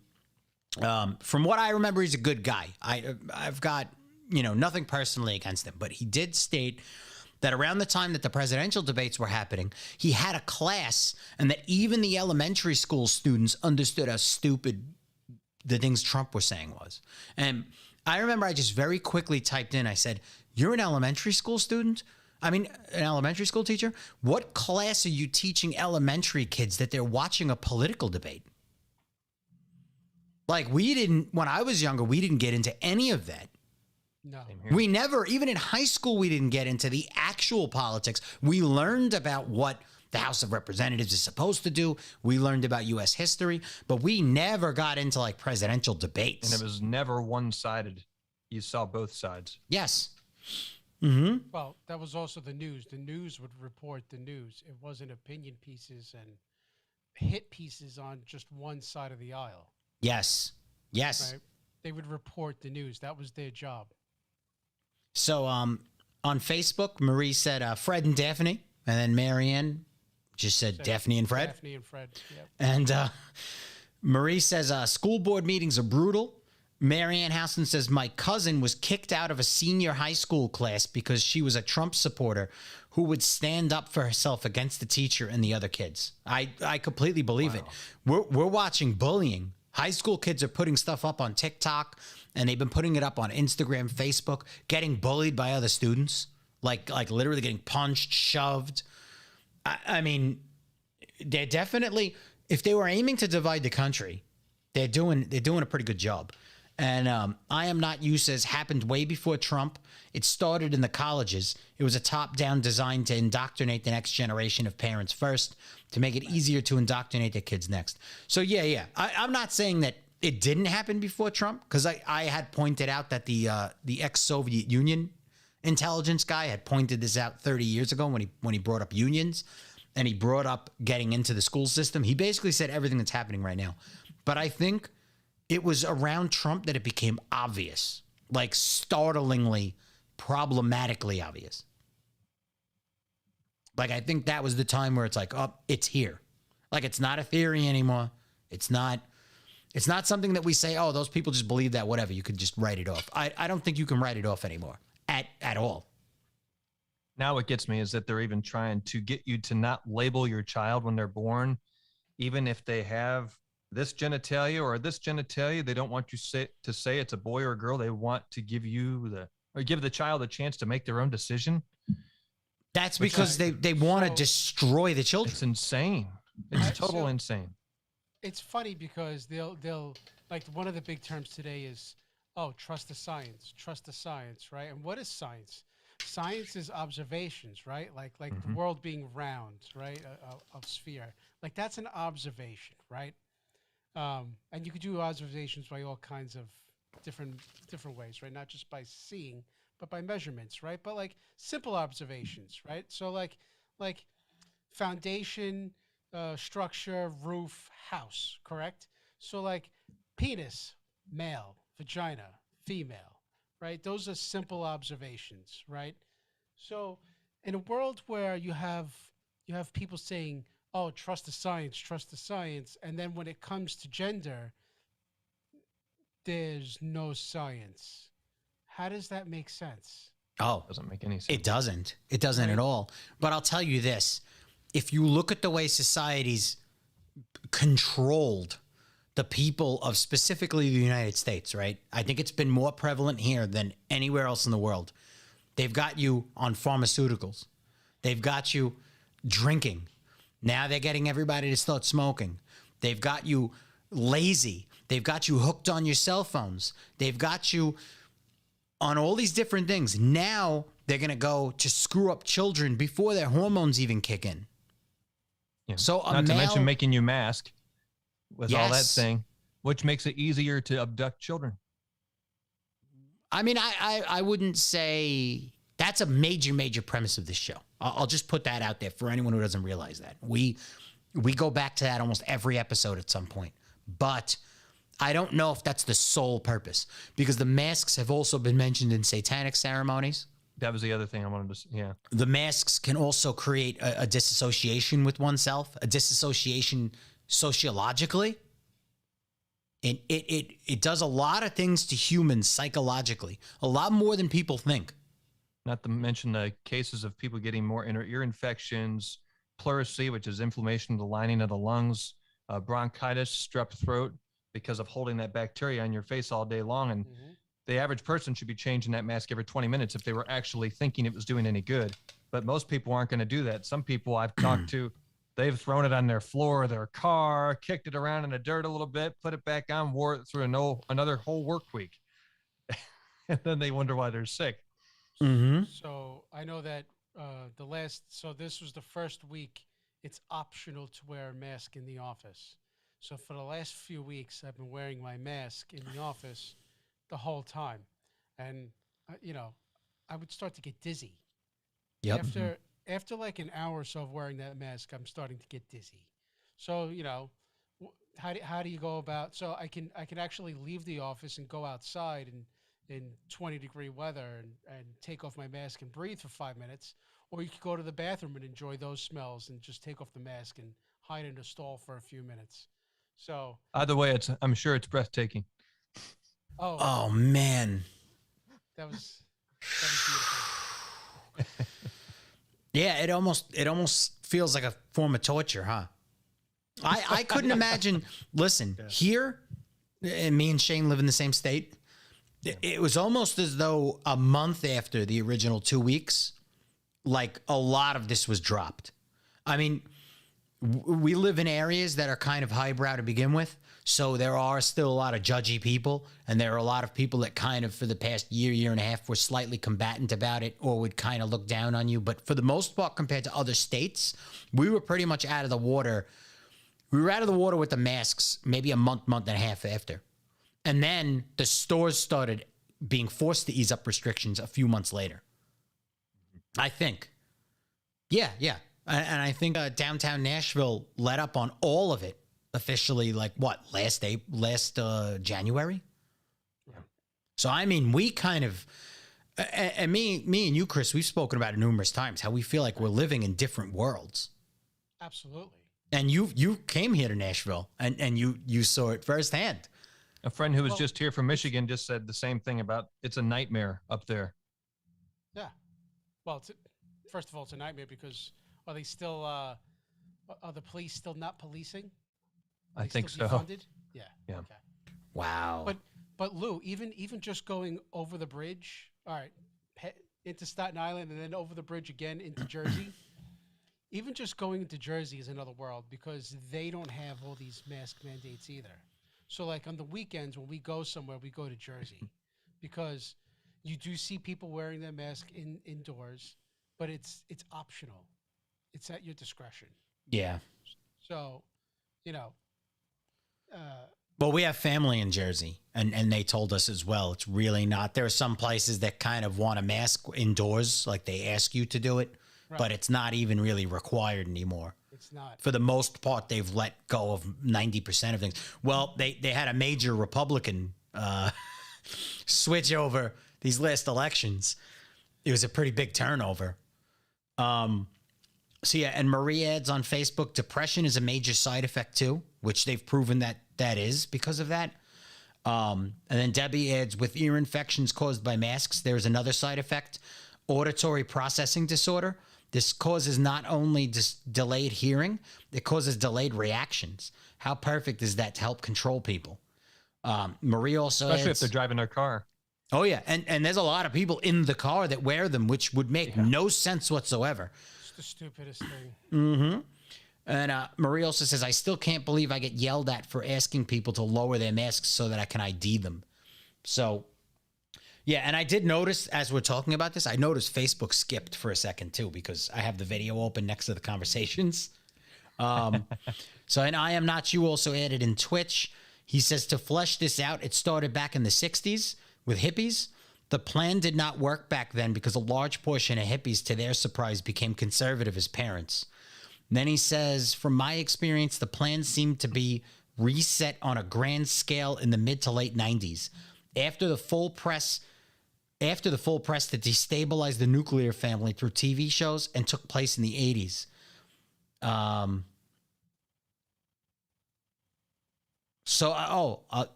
say it. So he says the mask is also a loss of identity. This ties to religion. ISLAM. Right. So, all right. No. Yeah. That's a touchy subject, especially here. So it's hard to talk about. Well, I truly, though, you know what? I said it because I think that to a certain extent, we're in the middle of a culture war. And it's obvious. And you guys know me, I'm not religious. The older I get, I sound a bit more conservative and a bit more leaning toward there because I do believe that it helps hold order and it helps people to kind of like stay in a realm of morality, even though we have a lot of shitty people that do exist in those spaces that are horrible people and they use it to benefit themselves and to take advantage of other people. Those people do exist, but on a larger scale, it helps maintain a lot of people leading a good life. And I think that everybody I've spoken to, you know, in the U.S., it seems like the Catholic Church is fighting a fucking holy war right now. Like the Catholic Church seems to be getting attacked everywhere. In Europe, in the U.S., it seems to be massively under attack. And, you know, I think that the institution is corrupt as anything can be. That does not mean that the millions of people that partake in it are corrupt. It doesn't mean that they're not doing it for good reasons or for more moralistic reasons or to maintain a good life, right? But in the other aspect, we're defending other religions that 90% of the people in this country, 90% of the people in this country that are loud about it and defending it and pushing it in your face, if they went to one of those countries, they would be killed. Mm-hmm. And that's not speculative. And I know that a lot of people aren't really going to want to hear that, but that's dead on the truth. Most of the people here that are fighting that war for them, they would never make it over there at all, because those areas don't tolerate this lifestyle at all. They'd be having limbs removed, tortured, beheaded. We have videos of this. It's all over it's in the areas of the internet you don't want to see, and Google doesn't necessarily put it in front of you. But if you were to view it, you'd realize that it's not good. And I think we're very tolerant people. It's three of us, everybody associated with the show. I think that also goes for like all the propaganda that's going on in this country. Other countries would not tolerate the bullshit that's going on. I mean, look. They would have put an end to, like, the Don Lemons of this country. Yes. So. And I'm very very free to believe that if people want to live, and I'm not talking about the classical racial term of segregation, but if people want to live segregated, let's say this state wants certain laws and that state wants a different set of laws, I am completely for it. I will move to the place that has the culture that I would like to partake in, and I have no problem with people on the other side of the world living completely different from me. I have no problem with that. And if people who are very different from me want to move into the same place and they want to kind of cultivate into the lifestyle, by all means do so. That's not going to happen. They're going to bring their ideologies with them. Sure. And you're right in saying that. But what I'm saying is I'm not coming from a place trying to sound intolerant of things. I'm coming from a place that's actually more tolerant.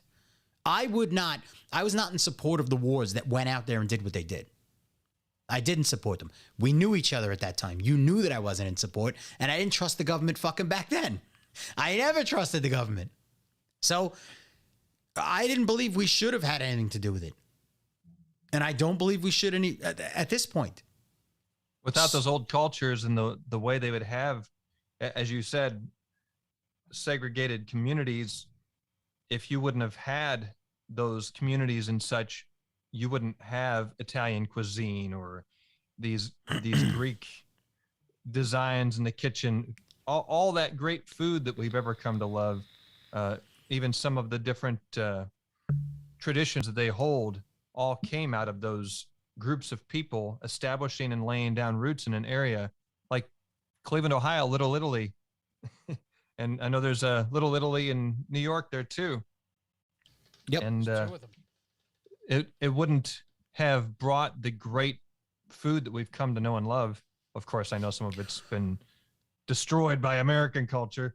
But the funny thing is, right? American culture, you would imagine, because American's not a race, right? Although I would imagine another 100 years from now, they're going to try and make it into a race, because it's the same thing that Judaism is looked at as a race. It's not a race. It's a religion, right? Because then all of us Catholics would be Jewish. Yeah. We came out of Judaism. So everybody would be Jewish if that were the way it worked. But I would think that being American is a cultural statement. So that would mean anybody from any culture that left their country for whatever reason to come here to partake in whatever the rules and culture is here, they're coming here because they're like-minded, of every nationality. And you're unified by that culture, which is where things have been going upside down. Because now we're in a culture war. You're either American or you're anti-American.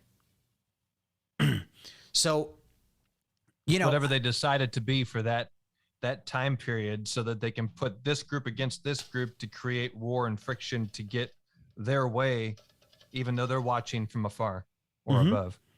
Yeah. And I am not you also added here. Don't be fooled. The attack on Christianity comes directly from the Vatican, which is a major Illuminati group. Well, we did talk about how the Pope is the first Jesuit. Yeah. And what was it? Lucifer is the name of their telescope. Yeah. Yeah. They use Lucifer. And Marianne also adds, but now how would that segregation work in terms of public schooling, for example? Well, look, we already have schooling that's segregated. We already have Catholic schools. We already have private schools. We already have charter schools. Then we have public schools. Right. I went to a Catholic school as well. And I went to a public school. And in those schools, there is segregation. So, like, when I went to Madison, I was in the law program. There was the science program, right? And you were only in classes with your peers. Like, you didn't really intermingle with anybody else, So, so there's this segregation everywhere you go. Mm-hmm. It's like built into society. Yeah. And so she's saying, like, how would it work? It already works that way. It's already set up that way. Now, what I'm saying is it's an optional. It's not a forced. If you go towards the culture you choose, you either want to raise your children with, or the way you'd partake in. So the same way most people, and some of this might be applicable to you. Some people who aren't Catholic wouldn't go to a Catholic school because they don't want to indoctrinate their kids with Catholicism. So they would choose, if it's a Jewish family, would choose to go to a Jewish school. And there's no problem with those things existing separately and you choosing to partake in whichever one you like. The problem is right now they're forcing everybody to merge. And I don't think humanity's meant to do that. We tend to separate ourselves all the time. And I could bring up so much evidence of that. People do it every day. They want to be such an individual. They'll come up with 500 genders just to show you how much different they are than you. Everybody always wants to feel like they're the one that stands out of the pack and they're not part of something else, even though they are part of something else because they're incapable of actually functioning individually. They need everybody else. That's just my opinion. Let me take that back for a second. That's just an opinion. But, and she also adds, it can kind of go back in a stretch to what you were saying about indoctrination to highbrow schools. Yes, because if you're not rich enough, there is no form of government kind of handout that would actually afford you into Harvard. You need to be a super genius. Like when you're talking about how many scholarships you need to actually afford a school like that, most people that would come out of a very, very small household or a low-income household, even if you can pass that test and you can get a few scholarships to go, you're talking like a very low percentage of people are actually capable of locking in the scholarships to stay in that school. And even then, like you watch TV shows or you hear about, parents telling their kids, don't hang out with that other kid's kid and don't hang out with that other kid's kid, or some rich family's daughter falls in love with a guy who's like, medium income. And they're like, I don't know if he's good for you. He's not a good addition to the family. I mean, it's built into the society. They take who they feel they'll take and they don't for others. And there's very, very, there's dividers between everything that you can't exactly get over. So, and Debbie also says, coming from another Brooklyn, OH, going to the communities to learn the cultures was amazing. Cleveland and New York City are similar in that way. My family would go to the neighborhood bakeries comparable to the coffee shops today and speak German, Hungarian, Slavic. And it was not something that my grandparents and their friends felt good doing. It was not about not liking America. I agree with you. People want equality and yet do all they can to segregate themselves. Yes, they do it on a daily basis, every second. And I am not, you also adds, it's a basic survival mechanism. You are always going to gravitate towards the group that is more like you than different. No matter how evolved people seem to think they are, we still operate on those very basic instincts. Right, but there's also a difference between like keeping your culture alive, right, and being culturally with your kind of people, but then again, not mixing in whatsoever. So like, I feel like people So right, like okay, I grew up in Bensonhurst, right? Bensonhurst, as we all Bensonhurst? know, Bensonhurst was a very Ginzo Italian neighborhood, right? Not anymore, but it was. Um, What is it now? it's very Chinese and some Russian. I would imagine they got the money. Well, They already invaded you, bro. oh, it's over. No, it's over. But Now you got to be you like know, Snake Plissken and get out of there. ah. But you know, so right, so you had like different neighborhoods that were specifically one kind of people. But the thing is, as Brooklynites or you know anybody, you would go to other neighborhoods and experience that other culture, right? And vice versa. Like that would happen all the time. But it seems like nowadays people don't want to do that. They just want to be in their one thing and not deal with anybody else. Mm-hmm. You know, That's there's, true. There's a difference. What are you thinking about that, Shano? And I just was thinking that sometimes you have certain groups that you would think people want to be a part of, but they're more conservative in their ideals and their morality and things like that than what that group has to offer. So they tend to navigate or go towards the other side. If that makes sense. Slightly ambiguous, but I think I get what you're saying. Yeah. I think I understand. They'll act a certain way, but then pull back. Mm-hmm. Yeah, it's exactly what I was saying. They choose to segregate. They present themselves as another thing, or they'll act more open minded. They'll act more towards the experience, and then just kind of like yank all the way back and still go the other direction. And we get that all the time. We're seeing that tremendously in this culture. Tremendously. I was just having a conversation before the show about how a lot of modern media is trying to sell themselves as diverse. But when you change the whole thing to the other type of person, it's not diversity. You're swapping it out for one type of person for another and excluding the other that was previously there. Diversity is about having everything, not one thing of any type. Even if you replace the old type, if you only replaced it with one type, diversity doesn't exist. And immediately, if you have an opinion and you think differently of what they're trying to push, then all of a sudden you're a racist extremist. Correct. It's domination. It's not diversity. Mm-hmm. They've dominated certain sectors, especially of the media. They've dominated it. The educational system is not diverse. They sell that it's diverse because they sell it by race and skin color, but not an ideology. It is the complete opposite of ideologically diverse. So they sell it as one thing, yet it's a total another. There was a post. I think it was a Huckabee post. Someone had, and I believe he was just reposting something someone had said, and it was like, you know, red and blue states should divide and be their own thing, and it's like, so I guess splitting the country in half, I guess is the idea. Mm-hmm. I'm like, that is just the stupidest idea, you know. So you know what's going to happen if that happened? So let's say the blue states, right? So the blue states are their own thing. They would then find reasons to hate each other. That's all that's going to happen. Well, here's the thing. Like, I agree with you on that halfway.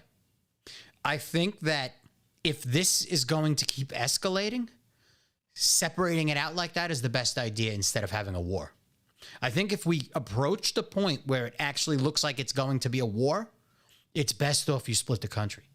I honestly, be a war because people can't handle differences of opinion. Like, people need to go back and maybe finally get out of their diapers and get into, like, you know, real potty training and be able to have a conversation with somebody instead of flipping out if you have a difference of opinion. well, that was the point of them taking over the educational system, because they're grooming children that don't understand the reasons.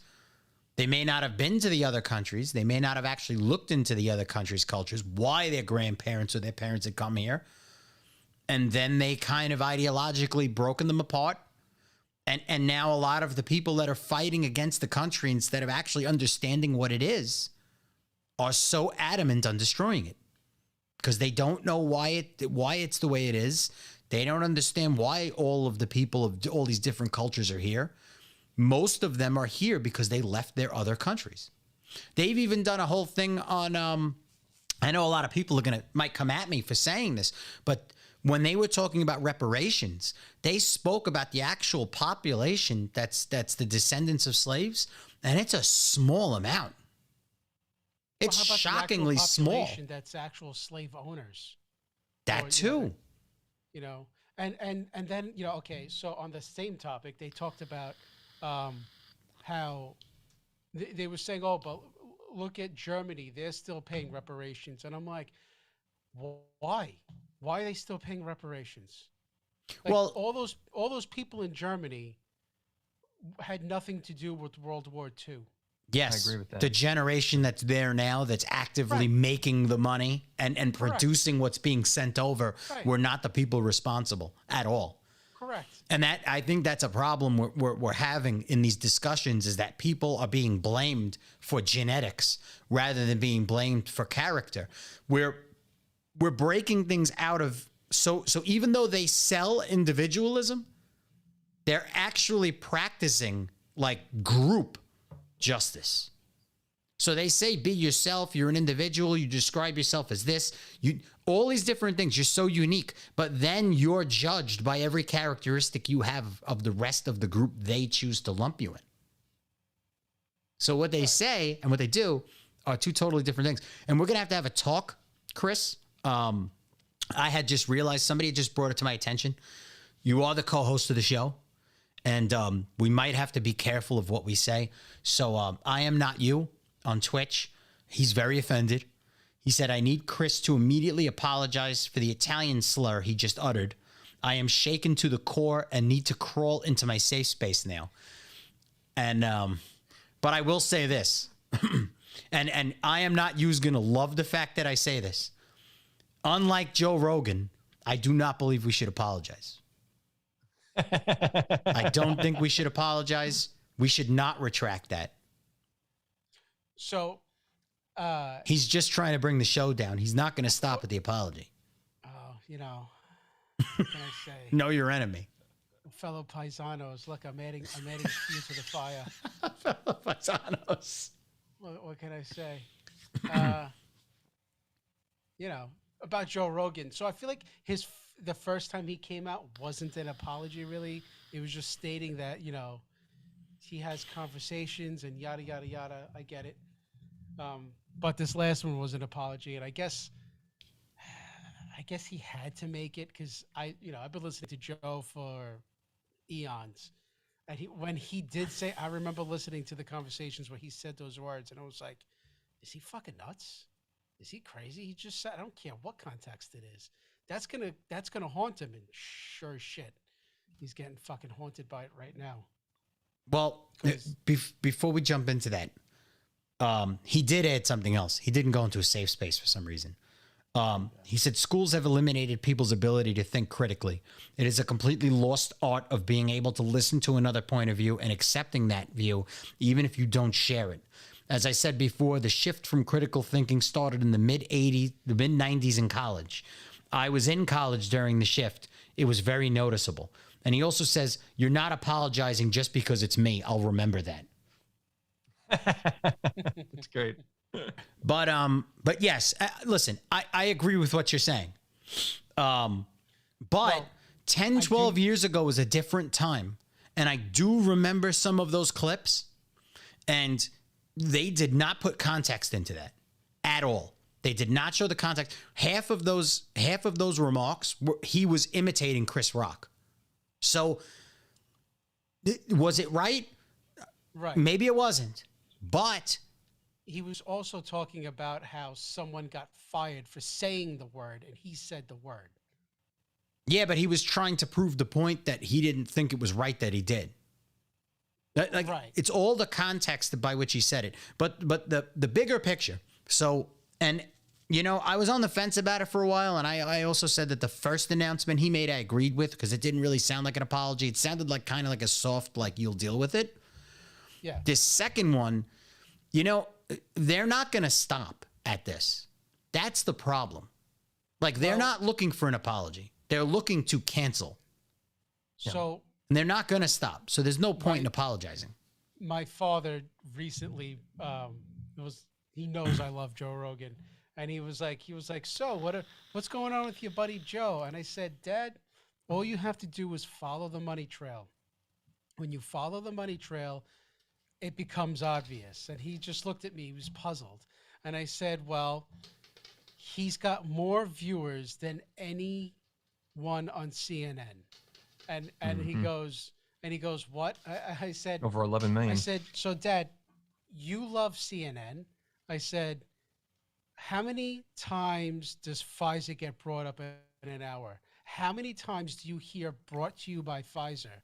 And he thought about it for a second. He goes, okay, go on. And I said, okay, so you're conceding that you hear that a lot of times. And he goes, yes, I hear it when you're watching the news,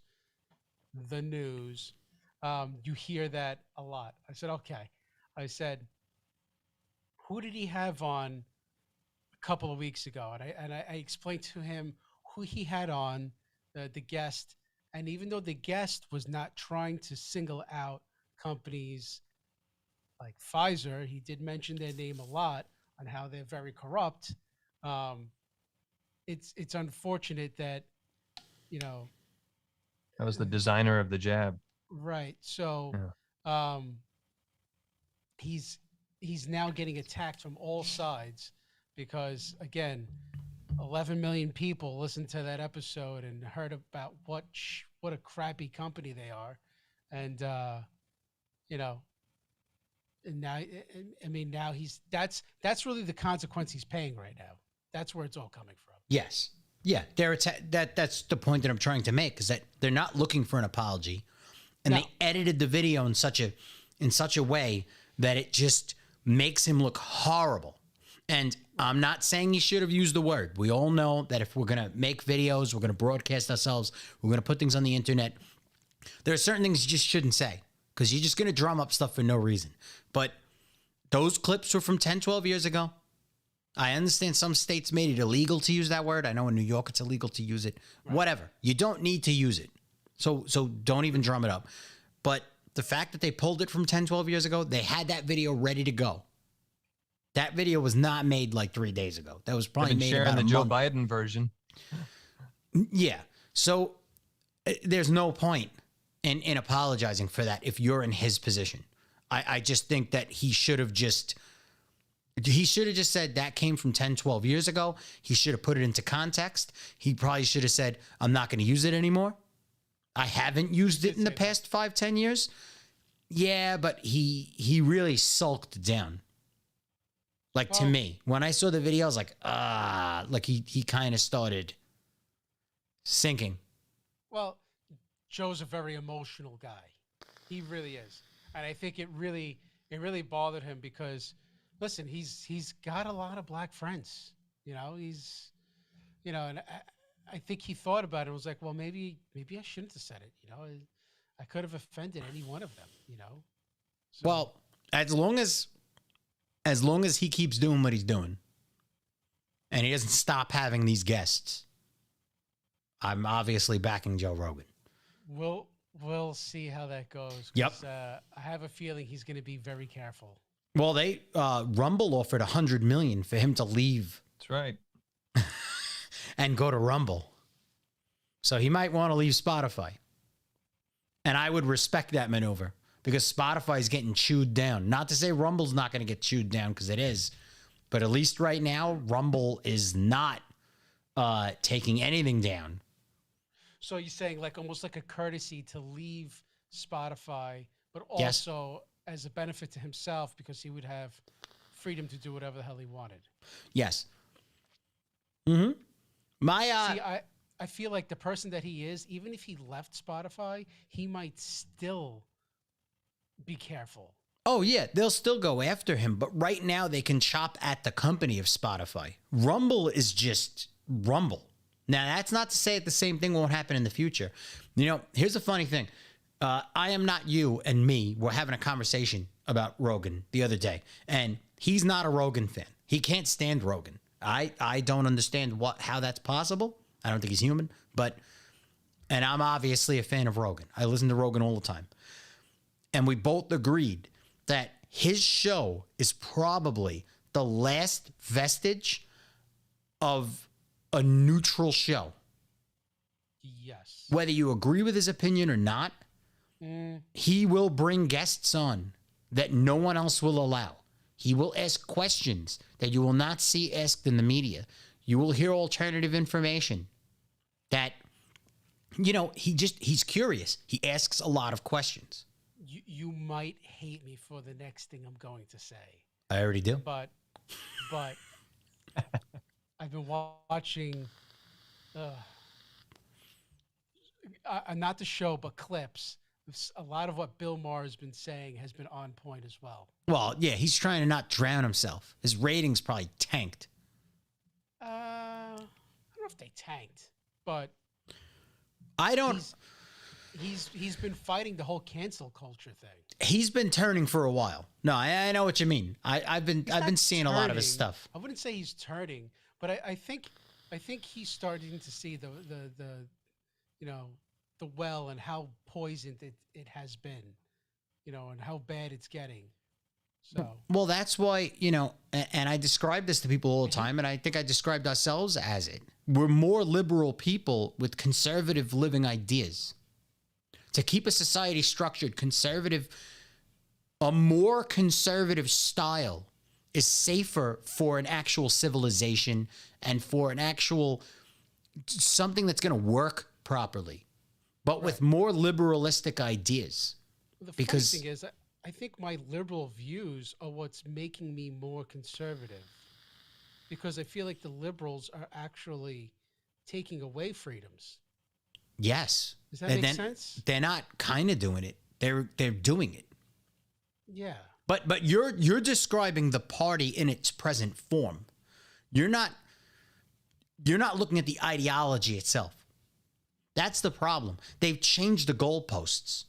So like to even try and take like a political test right now to see where you kind of land on it, it's completely inaccurate, because what used to be considered conservative, the current conservative is more of a libertarian, more of a constitutionalist. Like even the Republican Party is not the same. And the Democrats are completely not the same. They're wildly different. And they have clips of every single Democrat politician saying the same shit the Republicans are saying right now. Yeah. Including ideas on the border, ideas on everything. They said all of these things already. All of them are on tape, including Pelosi, including Biden, including all of the ideals used to be nationalistic ideals. They weren't so extreme. Now they're both extremes. But I think that for the first time in hundreds of years, if we're to talk about this political paradigm, which I believe is still just an illusion, the Republicans are finally starting to drop the religious stuff on a large scale. Like, don't get me wrong, it's good to have your faith if you have faith, right? That's a beautiful thing. But at the same time, again, this is my liberalism. There has to be a separation of church and state. Like, yes. You can't let one govern the other. Mm-hmm. So I guess you could say I'm a liberal of the 90s. Yeah. Because I feel like that's how I am. You know, I don't know. It's weird because now, like when I hear people talking, and another thing is, there's a difference between progressives and liberals as well. I feel like a lot of progressives can't stand liberals, which I find to be completely strange. But when I talk to progressives, they dislike the Republicans just as much. But it's a weird, because, you know, it's like they're just the other side of the same coin. So, well, I'm not even like sure outside of the obvious links or the obvious likenesses to communism or Marxism or even Maoism, I don't know what the progressives' goalpost is, because it seems to be all of those three ideologies kind of merged together. You know, Communism is definitely your Illuminati. Yes, I understand being progressive and pushing a civilization to be better and to improve certain things. They don't seem to have a goalpost. They're pushing and pushing, but where are they pushing to? That's the problem. None of them can answer that. And everything they do answer seems like it's a major push. If anybody is listening that considers themselves a progressive, reach out to me. Put something in the comments. Talk to us right now.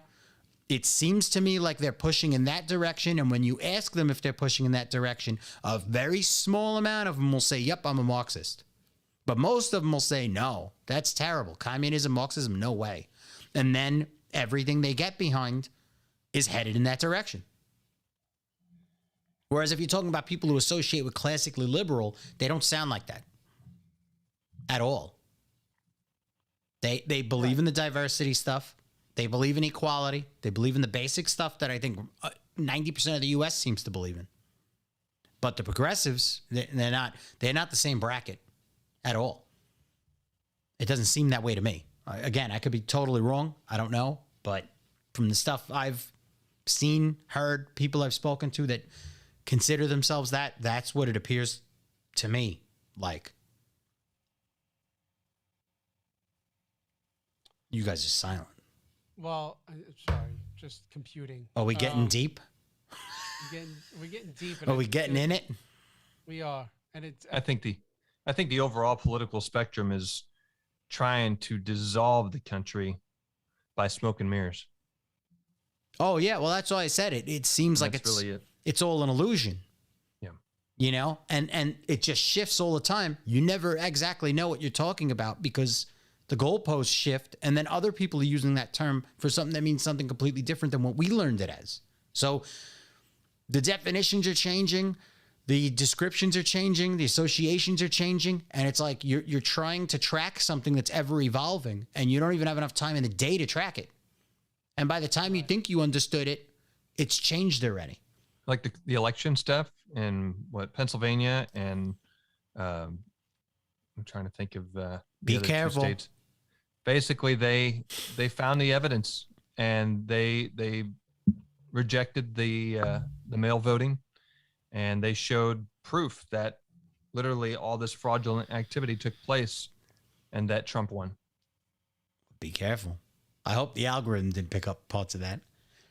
But yes, I heard about a lot of that stuff.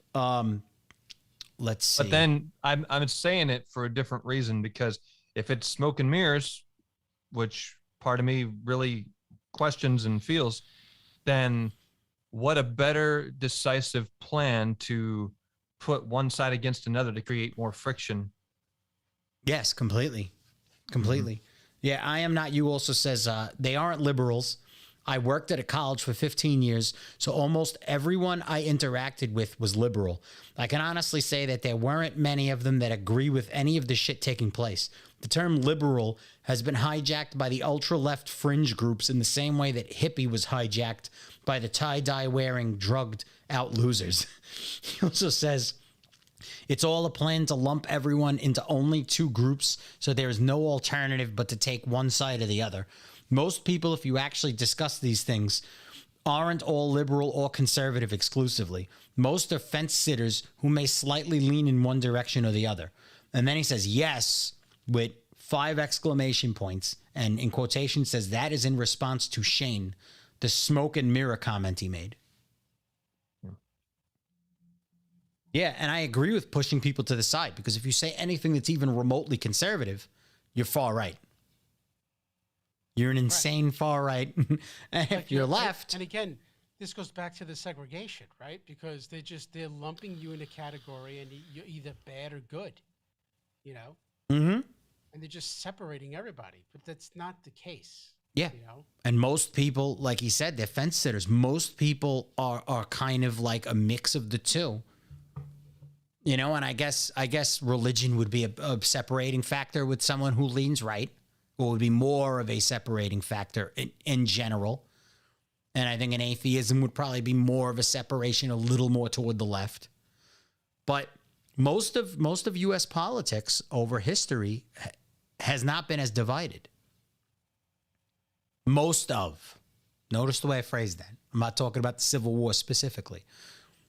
But like the last couple of 100 years, it would seem it's kind of, you know, one or the other, and there wasn't such a big difference. They all kind of agreed on certain things, on most things. Yeah, our signal on Facebook is getting really... it keeps freezing up every now and again. It's not freezing up on anything else. Mine is fine. It's been fine. It's on my iPad. So, and James Casatelli has joined us on Facebook. How are you doing, James? He says, I'm offended by Lou's face. And he says, I need an apology and reoperations, or is that supposed to mean reparations? I don't know what reoperations means. I apologize for my lack of vocabulary. But as we said earlier, you will get no apology. I am not sorry for my face. I'm actually glad you're getting to see it, because you don't realize yet it's probably a gift to heaven from what you're looking at all day long.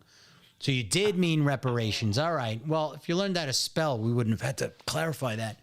Thank you for joining us, James. What do you think? Are you a liberal? Are you a conservative? Are you ultra left, ultra right? What is it, buddy? And let's check over back on Twitch. And he says, it's polarization. You have to polarize people to elicit a polarized response. Fence sitters do not respond in the way they want them to. You have to rip people completely apart on opposite ends to elicit the responses they want. And then he says, I agree with James Casatelli. And then says, the Twitch stream is buffering like hell, by the way. Yeah. I think it's a lot of what we're talking about.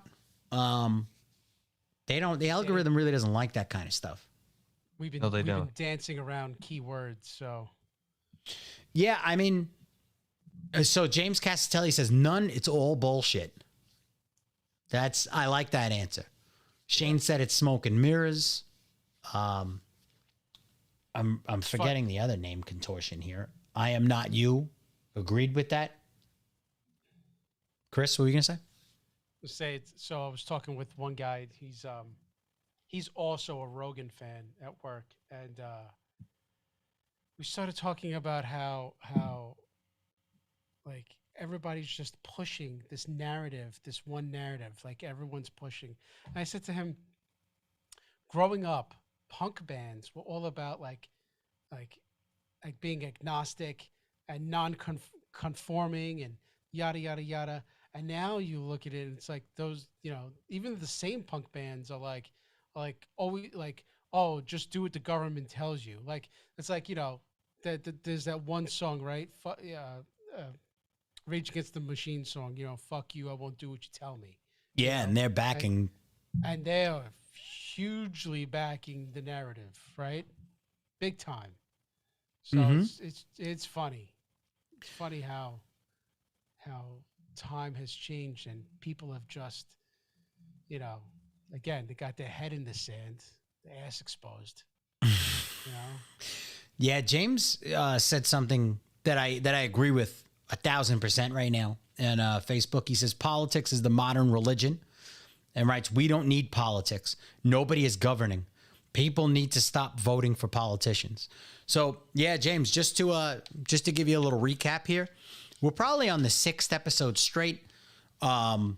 We started with paganism. We kind of went back in human history as far back as we can reach or research.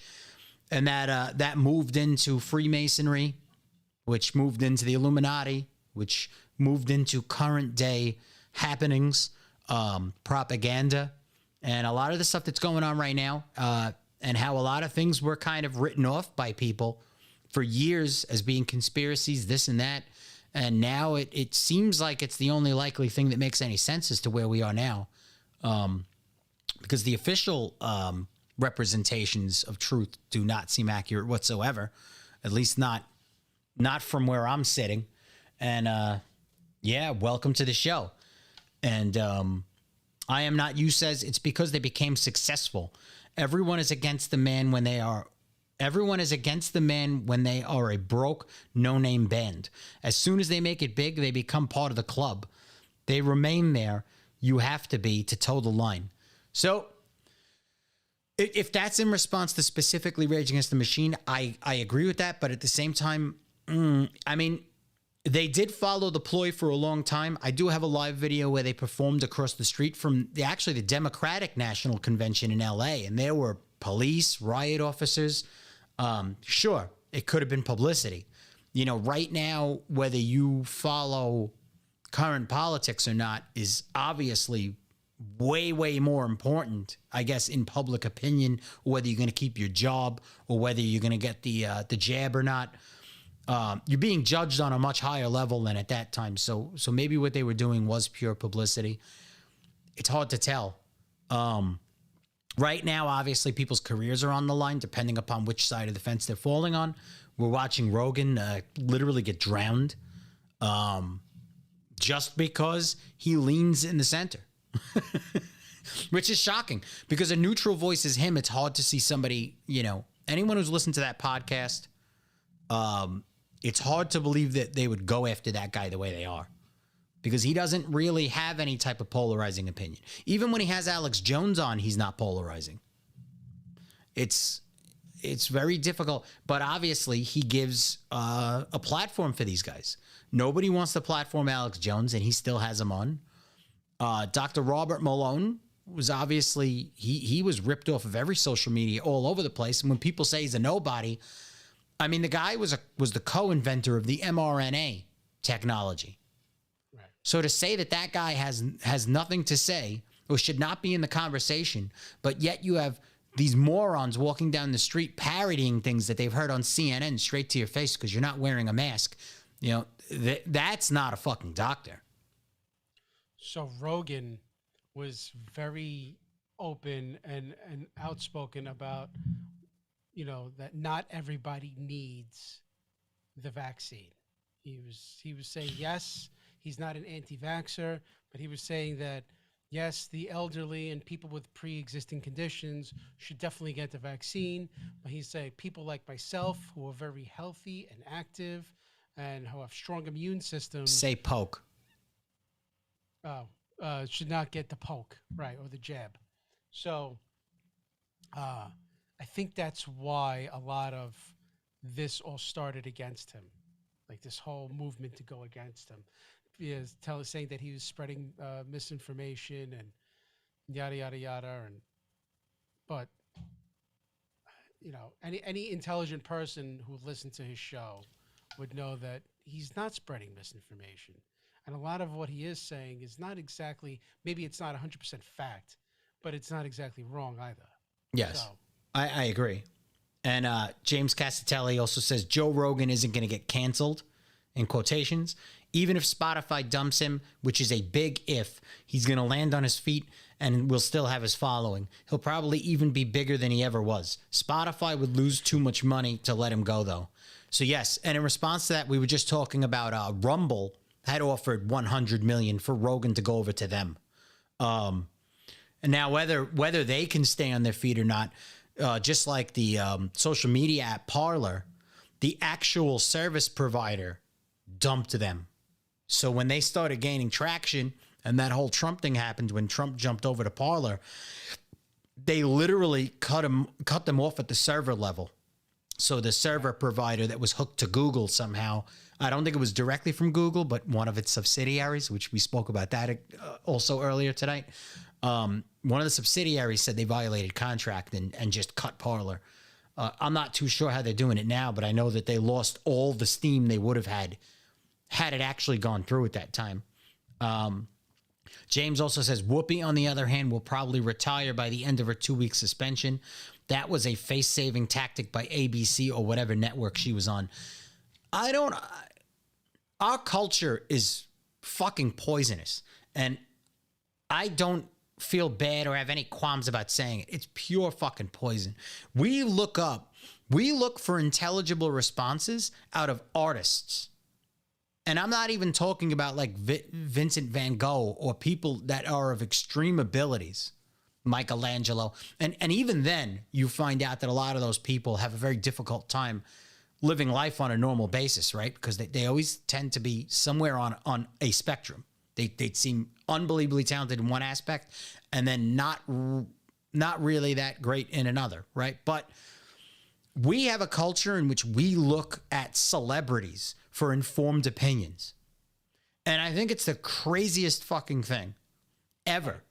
Most of these people, especially when they come from child stars, like a lot of these Disney stars, they have no clue what real life is like at all. They've barely even lived a day of fucking real life. Okay.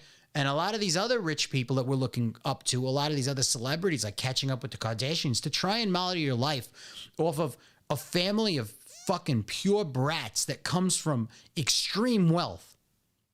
Again, there is nothing they can tell you unless they're strictly just giving you like, if you have money to invest and they're giving you kind of like business info, then sure, maybe they can help you out. They obviously know how to use their money to make more money. But we have a society right now like The View. Whoopi Goldberg's giving her opinion on topics that are very sensitive right now in society. What the fuck does Whoopi Goldberg know? And I'm sorry I'm not using her real name. I'm actually giving her a fake name. Same thing Bill Gates has about all his medical knowledge. Well, one can actually turn around and say that he's funded so many institutions and knows so many. Now, I would tend to agree with you on that. I think everything he's saying right now is completely false, and we have a lot of evidence in the recent past that he's done some deviated, underhanded shit. And he has a lot of government hands in his pocket. Yes. Even our local governor here in Tennessee. But one can make the claim that because of his philanthropy, his hookups, that he does have an insight because he has fully funded labs. Now, I don't think it's been for the good. And 90% of the philanthropy he's done has an alternate story. If you do a very quick Google search where they've interviewed these populations where he's claimed he's gone to help, it's in fact turned the opposite way. Very similar to the Clintons. There are interviews all over YouTube in these African villages when the Clintons have come, and they all say they're petrified. It's like Tuskegee experiments. Yes, Island of Dr. Moreau. It seems like they're using people as research animals. That again, I could be wrong. I'm obviously not on the ground. I don't know these people. I'm just observing whatever information I can get my hands on and kind of sifting through the sand to find that little, the little prize at the bottom. But again, you look through all of it and it looks a little questionable. Well, a doctor friend who went over to some of those countries, he shared some insight. Even with this jab, he said that it is not a real quote unquote vaccine. Well, a vaccine will eradicate a disease, right? Yeah. This does not. So to call it that is false. So yeah, it's not. It's technically, if you look up the technical definition before they changed it about 6 months ago, right. By the technical definition, just like they used to say the flu shot, it's not. It's not technically a vaccinetion. It's a POKE. But and yes, I was actually going to mention this earlier. I didn't have the article pulled up, but I Am Not You says it's all part of the game. And then he said the latest study I just read indicated that using pantyhose in conjunction with the N95 mask will work best. They're suggesting that people put pantyhose on their face and then a mask. And now I'm not really sure if they're talking about like actually over the head, like someone who's about to rob you of everything you have. But yeah, they said pantyhose in conjunction. They're trying to get people to suffocate themselves. Well, the other day we just saw somebody with the double mask in one of the stores we went to. So isn't that like the same idiots who were drilling holes into their iPhones because people said if you did that, you can get a headphone jack? and there was people really drilling Yeah. holes into their iPhones. That's an iPhone user for you. Yeah, Wow. I remember that. That was terrible. That was Is that why you said you had to send yours in, Lou? Oh God. Lou was sitting there with. First of all, Lou can't even use a drill. So I have one. I have a drill. It's a Ryobi. It's not a Milwaukee, even though they're made by the same company. He told me that's what he uses to make lattes. Imagine if I actually used the drilling end that I've used at work and just stick it in the coffee and fucking swirl it around. That would be horrible. What a way to espresso yourself. Oh, it wouldn't be as bad as that joke. He's on fire today. I warned you about that, Chris. I do it a latte. I can't help it. You would think he had You would think he had 18 kids with the level of dad jokes he tosses out. Man, Yeah. you would think he spawned a community. Man. So I know we just spoke about how, like, they keep on changing definitions, but again, in 1984, Orwell, 1984, Winston Smith, I believe that's his name. He worked for the Ministry of Truth, and exactly what they would do is they would change the stories in the papers. They would go back into, what did they call it? Oh fuck, I forgot what they called it. But they would literally just change the stories. And this is true. Modify, edit. What's that? And this is true. Modify or edit. Right. I forget what it was called because they would get their piece of paper and tell them what to write, and they would put it in. Wow. Almost like a fact checker. Right. I mean, they did just have the in that lawsuit with Facebook. Facebook like admitted that the fact checkers are opinion people. Mm-hmm. They admitted it in court. Well, like there's evidence of it. I don't know. It's all bullshit, Lou. Well, if you look, we know it is. those 3-letter agencies that go along with Facebook, they all tie back to money trails. And that also includes the National Science Foundation, which basically tells people you can write this article being a college professor or teacher when you're only working 9 months out of the year and you want to get that extra summer income. You write those climate articles in our favor and you get that grant money. If you don't get any grant money. So they're literally controlling the science that's being put out by the stronghold of money in the background. And that's the CIA. So should we quickly get into that? Which part? Well, with the organizations that they started and why they started them, because I do remember there were some warning signs when the CIA first had come up that people were kind of whistleblowing that this was a bad thing. It was going to be a regime on its own, and the CIA is kind of like just another government. Yeah, I mean, you have government officials, whether on purpose or not, that announce. Like, do you remember the famous thing? I think Bill Clinton got into office and he immediately sent a memo out that he wanted to know everything about UFOs. And the CIA came back and said, know what questions to ask and what questions not to ask. And that was the answer. yeah. Mm-hmm.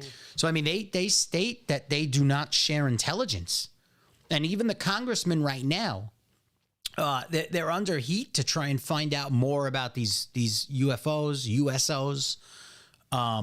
And they have to get the information. And here's another thing that's funny, and people can fact check me if they'd like to. What happens with a lot of these organizations as well is that when they find this tech, or they get video on the tech, or they start researching, what they do is they outsource to third parties. So now these third parties have the information, and they don't have to share it back.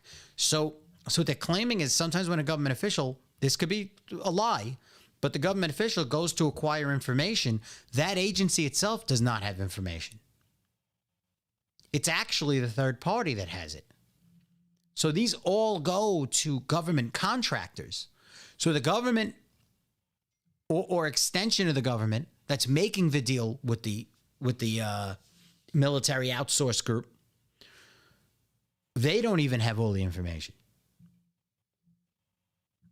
So I am not you. He says he kind of blew the lid on something. I mean, I guess it's in the chat, so I may as well say it. He said, "Don't ever introduce Shane to our father."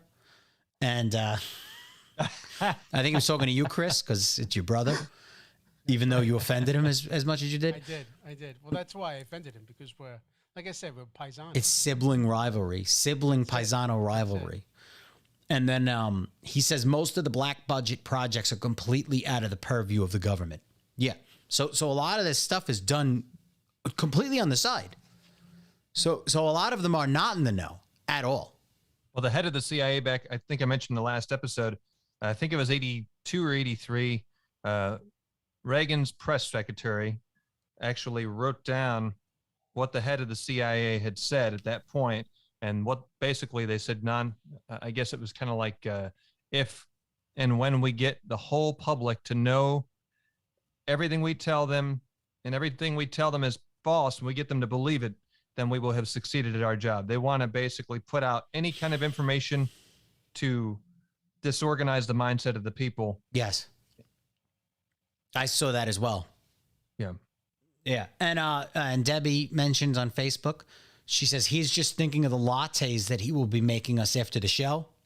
And then she says the 3-letter organization is also a major part of Hollywood. Yes.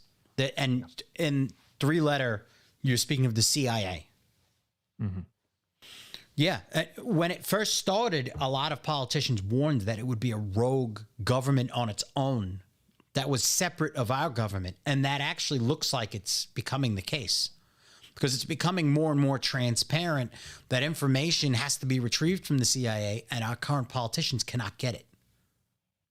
So it seems to be, and especially this last presidency, it was obvious that it was working on its own, as well as the FBI. Mm-hmm. Did you see the court when they were asking about the January 6th probe? And they asked the CIA agent, do you have any provocateurs riling up any type of violence or anything like that at the January 6th event? And she said, I can't answer that question. Interesting. There was a lot of those questions, and it was simple. Like, all you had to say was like, no, like they weren't involved, but she couldn't say that. Yup. Very, very, very interesting. That's insane, right? You may as well say yes. Might as well. You might as well, because people think unusual. What was that? You're just admitting that the shit's. Oh, go ahead. What is this? Oh, it's TurboTax. Let me just get rid of this fucking stupid thing. Yeah, it's unbelievable that they can get away with that. It's literally a probe, and they're taking citizens and jailing them for this. And meanwhile, the CIA that's supposed to be working for us can't answer that question. I think these false flag operations have gone on even back, probably even to the 80s and 90s, definitely the 90s into the 2000s. Well, how many people, even when they were going to take the, what's her name, from Michigan? Was it from Michigan? They were trying to kidnap one of the governor, and they found out that this group, it was like 12 FBI agents and 6 people that they got involved with this club. It was their idea. They created the club. They got 6 people to join in, and then they got those 6 people to actually attempt it, and then they arrested them. But 12 of them were FBI agents. Right. So they completely, like, that's entrapment. It is entrapment. That's the direct definition of entrapment. How do you do that? It's unbelievable. Hey, check this out. For anyone who hasn't seen this or hasn't looked it up, I can't answer that. To the FBI. How many FBI agents or confidential informants actively participated in the events of January 6th? Sir, I'm sure you can appreciate that I can't go into the specifics of sources and methods. Did any FBI agents or confidential informants actively participate in the events of January 6th? Yes or no? Sir, I can't answer that. Did any FBI agents or confidential informants commit crimes of violence on January 6th? I can't answer that, sir. Did any FBI agents or FBI informants actively encourage and incite crimes of violence on January 6th? Sir, I can't answer that. Ms. Sadburn, who is Ray Epps? I'm aware of the individual, sir. I don't have the specific background to him. Well, there are a lot of people who are understandably very concerned about Mr. Epps. On the night of January 5th, 2021, Epps wandered around the crowd that had gathered, and there's video out there of him chanting, "Tomorrow, we need to get into the Capitol, into the Capitol." This was strange behavior, so strange that the crowd began chanting, "Fed, Fed, Fed, Fed, Fed, Fed." Ms. Sandburn, was Ray Epps a Fed?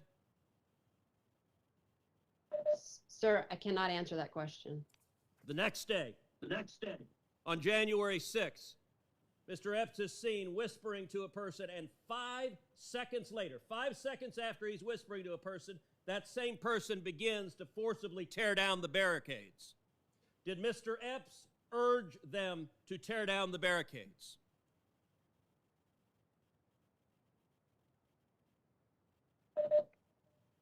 Sir, similar to the other answers, I cannot answer that.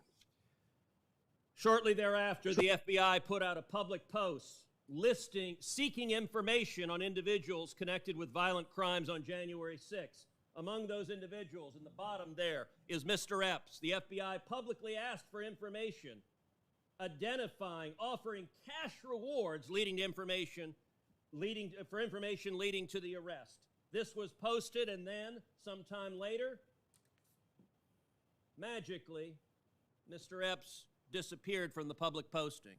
According to public records, Mr. Epps has not been charged with anything. No one's explained why a person videoed urging people to go to the Capitol, a person whose conduct was so suspect the crowd believed he was a Fed, would magically disappear from the list of people the FBI was looking at. Ms. Sandburn, a lot of Americans are concerned that the federal government deliberately encouraged illegal and violent conduct on January 6th. My question to you, and this is not an ordinary law enforcement question, this is a question of public accountability. Did federal agents or those in service of federal agent actively encourage violent and criminal conduct on January 6th?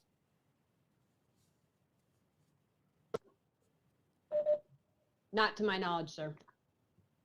Thank you. Senator You can tell Leahy? she's lying. Thank you, Mr. Isn't that a little odd? Very odd.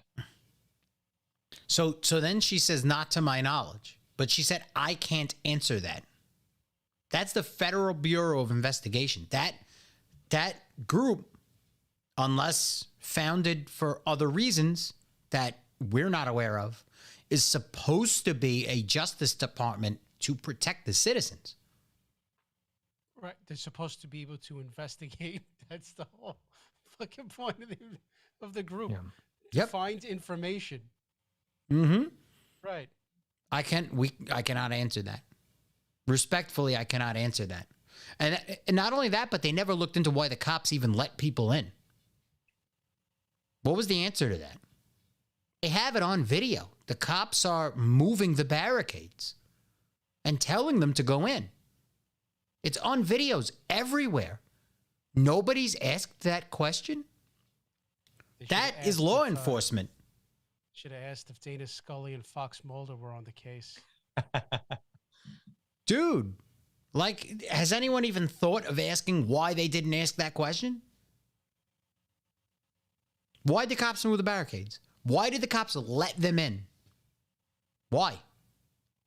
Then on top of that, they claim that the offer was declined by the mayor, that they could pull in Homeland Security to make sure in case like riot control and stuff like that. It was declined. Why would they do that? Hasn't that happened a few times now? Right? With all those riots going on in Michigan and Well, everybody I know, security. everybody I know that considers themselves on the left that I know that I've asked these questions to have no answer. It doesn't make any sense. What about those were the mostly peaceful protests? what about the Antifa buses that were supposedly there too? Yeah. And the video footage of it. Yeah. Well, you know that moron that they call the QAnon shaman. He was also at a lot of the peaceful protests. They had him photographed at all of them. That guy might be a Fed. Who freaking knows? It's really it's weird. And Marianne adds on Facebook or a clip from CNN that the rioters were attacking an officer, but it is clear he tripped and they actually helped him up. Yes. And the one officer that did die, which they never corrected on the news, although if you look it up, it's common knowledge now. The cop that did die, that they claim got beaten with a fire extinguisher, he in fact got home that night. Nothing had happened to him at the riot. He got home that night and he had a heart attack. He was never hospitalized. There was no fire extinguisher hitting him. None of that happened. CNN had said that there was a hole. They were beating him viciously. It never happened. Completely fabricated. CNN reported the news. But I mean, like, Chris, there wasn't even a hint of accuracy in it. Nothing. There was no footage to. Oh, I get it. Lou, that doesn't have to be. As long as it's reported, it becomes fact. So, like, people still believe that Trump said Kung Flu, right? He didn't say it. In fact, the reporter was goading him into saying it. And he told the reporter, like, that's offensive. Or I forgot what he said. But he didn't say it, and he shut the reporter up. And the reporter tried twice. But people, because CNN reported that Trump said the Kung Flu, they think that he said that. And, you know, he's a racist, he's a piece of shit, he's this, he's that. He never said it. It wasn't him. It was a liberal reporter trying to get him to say it, so it could become news on national television. Yeah. So as long as something is reported, people will follow it. Listen, we've talked about this numerous amounts of times. People are literally just sheep. That's what the human race generally is. We're sheep. Like, we'll listen to the same songs on Z100 that are fucking awful, that are just regurgitated garbage for the last 20 years. And they'll continually listen to it. And they'll be like, oh, but I like that song. You like the song because you've heard that song a billion times over the last 20 years. It's the same song, just repeated. So I am not you writes, well, Trump is a piece of shit for various reasons, even if the media made stuff up. Yeah, he's not a Trump fan. But that's not the point of my comment. Right. Yes, Trump is a piece of shit. I don't like Trump. But 90% of the things they coined on him for doing, he actually didn't do. They baited it, or they... Yeah, no, I mean... that's another move to polarize the public. Right. But again, people... Listen, people will just follow the narrative. They won't ask questions. They won't look into it themselves. They'll just follow the narrative. Oh, man. James Cassatelli says rice rabies. That's what I like to call it. Fuck. So, I mean, well, again, you know, it's part of the dumbing down of society. I forgot who I was talking to the other day. You know, the same thing. We're musicians, right? Used to listen to music from the 70s, from the 60s. Now, one can say that my favorite era of music is still the 90s. But the music used to be a lot more involved. If you go all the way back to classical and then you watch the evolution of music, right? You might prefer the current song structure, but the songs got packaged for small attention spans. They turned into a couple of lines for the verse, 2 repeating lines for the chorus. The biggest example I like to use for this is Kelly Clarkson. She had something like 6 or 7 hits, and I don't think there were any more than 20 words in any song. Like, the same thing. She'd sing the same verses over and over again. Like, and now if you look at the means of communication, right? What's like the public debate forum now? Twitter? You're only allowed, what, 150 characters? No, I thought it doubled. It was 144. I think now it's how are you supposed to give an elaborate viewpoint with that? How? People are getting used to communicating with emojis, barely saying anything. Like, you know, all of these topics have a lot of nuance to it, especially if you're talking about politics and you're talking about like your political opinion on something, right? There's nuance to it. Or you got to kind of give an idea of why you think that way, right? A lot of things, you know, it's the same thing as like when you talk about the border. It's very easy for somebody to go, I don't believe the border should be open. And then somebody else turn around and go, well, you're a racist. On the surface, it could very quickly, like a snap of a finger, seem like that. But then you take a couple of minutes to explain the logistics of why that's a dangerous proposition for any country. Every other country in the world is closing its borders right now. I think Poland just locked its borders. Unless it was a one world government, then it would make a difference. Correct, because they're trying to get rid of the borders. Right. But like a lot of other things, it has to start here. Because for the last several hundred years, this has been the place that kind of sets the bar, and then everything else, if it's not China or Russia, kind of follows suit. Although a lot of people would argue the opposite. But if you look at history, if you don't just sit there and go, oh, well, they're way past us, they started all... No. If you look at written history, maybe it's false because we learned the U.S. history in America, right? Nationalism. We're going to lie to you so you believe in your country a lot more. So, you know, and we were talking about that last week, I think, off air, about propaganda and how powerful that could be on a culture and how they can kind of shift people. You know, they're getting people right now to hate this country. If we were to go to war, you don't have half the amount of people that would actually join the military to defend the country that you would if you were running really nationalistic propaganda. When you have people ramped up, like for all those years that the U.S. were the police country of the world, you know, America, fuck yeah, you're pulling all these people from these states where there are almost no gun laws. So these kids are being like raised, learning how to shoot like 10 years old, 11 years old. They're learning how to go out into the country. They're part of all these different, like, you know, Boy Scouts and stuff like that. And they're learning all of these things. You're propagating a society of soldiers, in a sense. You're pushing manhood. You're pushing people to work out. You're pushing people to better themselves.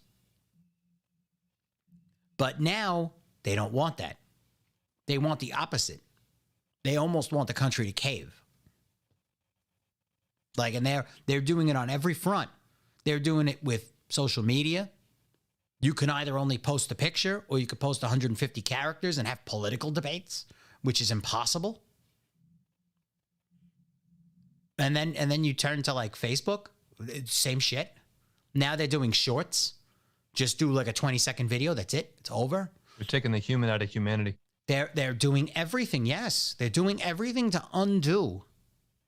And like we were talking about earlier about the transitions, trying to push gender options on children who their hormones haven't even kicked in. Even allowing them to get to a point where they could make their own decision to have surgery to alter themselves. Yes. It's insane. Yes, at a time that their hormones haven't kicked in. You don't even know what you like at that age. You're not thinking about it. It hasn't kicked in. How many people, when we were younger, used to be like, oh, girls are icky. And girls would be like, oh, he's icky. Yeah, well, once you hit your teenage years, for most people, that shifts. And very fast. So, like, you know, you're going to allow somebody who doesn't even know to make that decision, and then next thing you know, it's going to be way too late.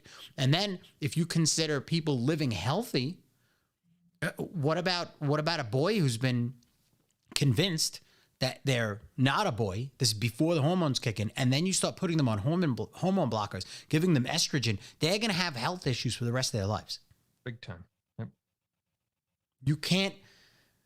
Sure, you could kind of reverse it, but your body's never going to go back to the way it would have had you not tampered with it. It will never.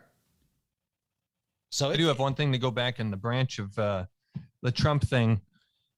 Looking back at, I think it was Trump's uncle or grandfather. I think the grandfather worked under Rockefeller, which I believe is an Illuminati Freemason connection.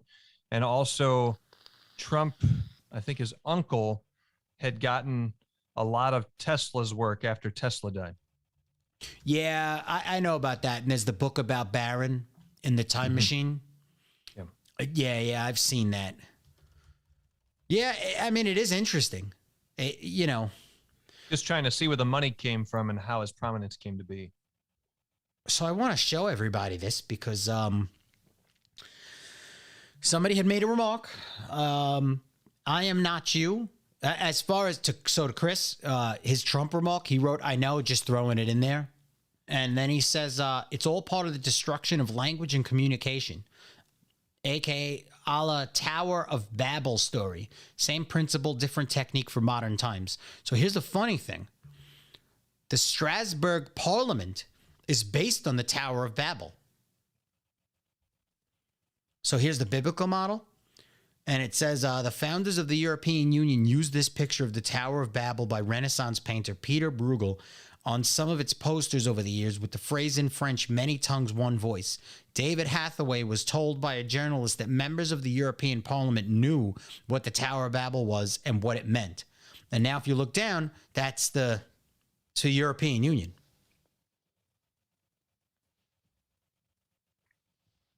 So,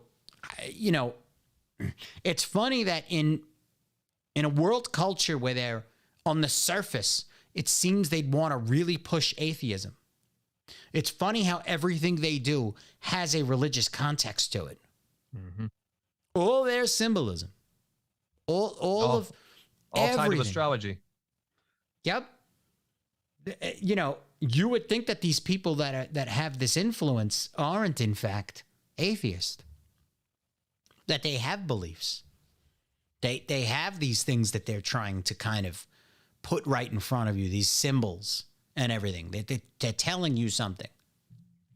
But most people, especially these days, are becoming irreligious in a sense. So they're going in the opposite direction. They're not even developing the knowledge of this type of stuff. They don't even know what they're looking at. They just think it's happenstance or it's just a design. Oh, it's a really cool design there. A lot of people aren't even, especially the younger generations, they're probably not even aware of any of this stuff. And it's looking them right in the face every day on public buildings. It's everywhere. And Debbie says, kids mimic what they hear. They don't understand. Yes. I mean, they biologically, I understand that we're throwing biology completely out the window, which is an awful mistake. But yes, it just... And I'm not even talking about people that believe they're trans or anything like that. It has nothing to do with that. But your body develops. You're not even waiting until it's developed. All the hormone changes, the chemical changes, the muscular changes. Like, you're not even giving it a chance to do that before you're pushing somebody into making a choice, which is insanity.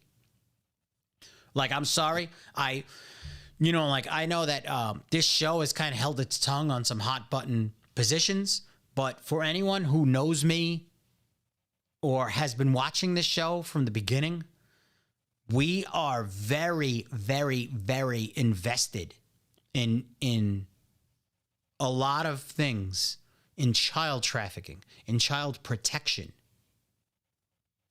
and indoctrination. So we are very, very, very invested in that type of stuff. So, when it comes to giving the option to children to make a decision like that before they're in any way, shape, or form developed enough to make that decision, I think is wildly preposterous.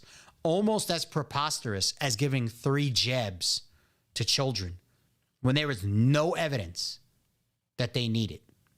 Like, we're really like it's not just a war on the public, it's a war on the children.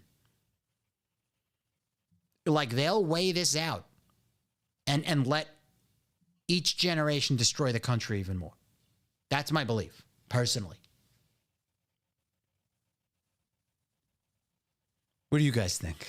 I still think it's part of their population, their way to decrease the population, I should say, just because it's something that is made up of multiple components that they have really no idea of what it will do, not to mention the animal trials, all of them died.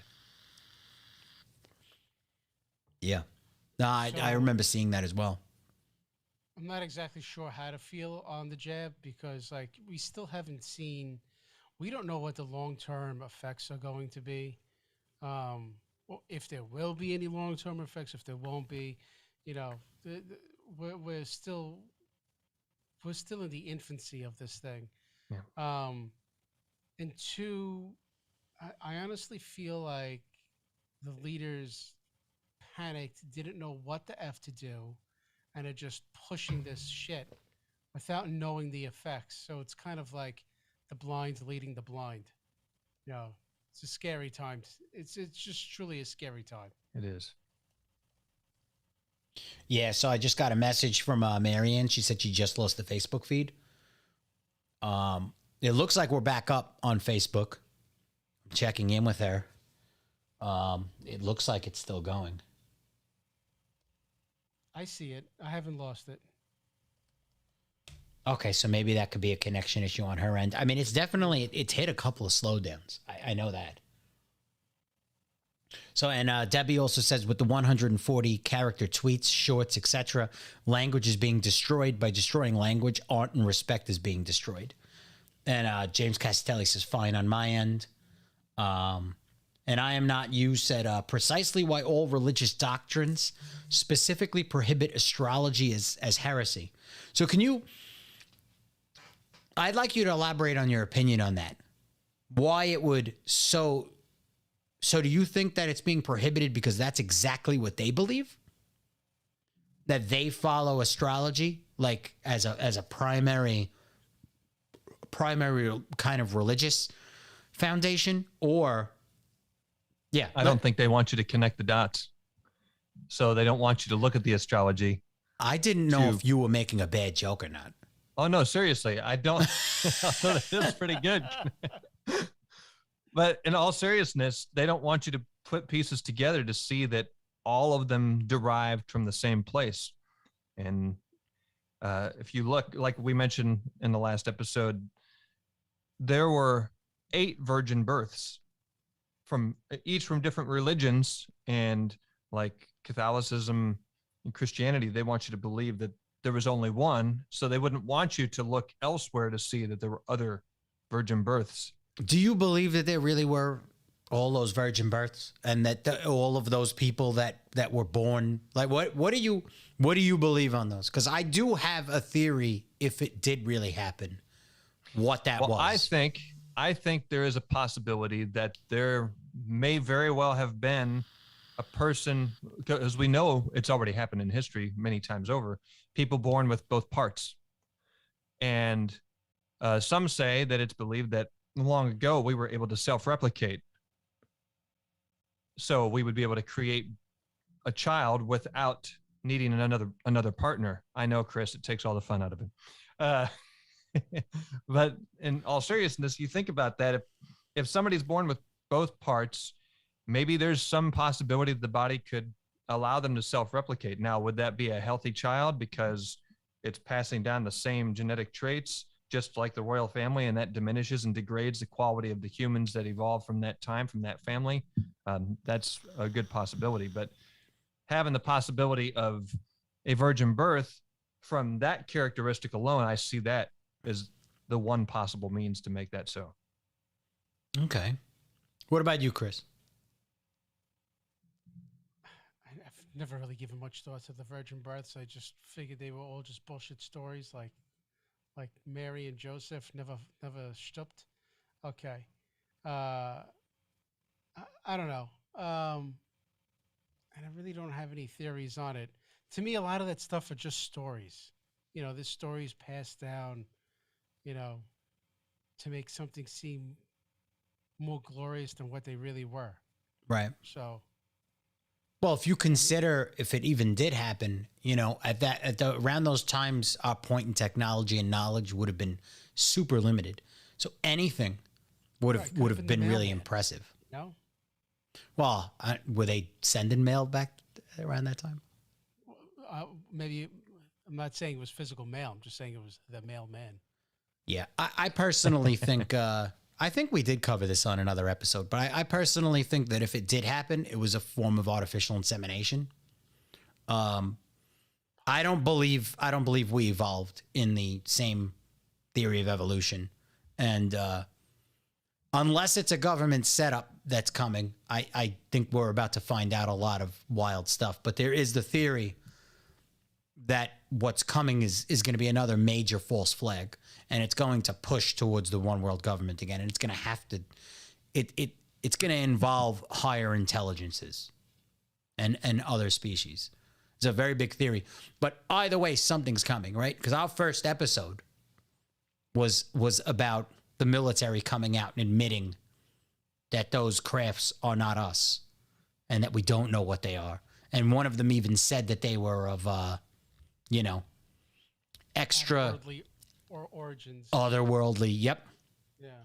So Now, there is something with astrology, by the way. I don't have anything in front of me exactly to pinpoint it, but it has to do with the winter solstice and basically Christmas time and the procession from December 23rd, 4th, and 5th, and a resurrection, if you will, and a new life and a new rebirth. So there is something. Longer.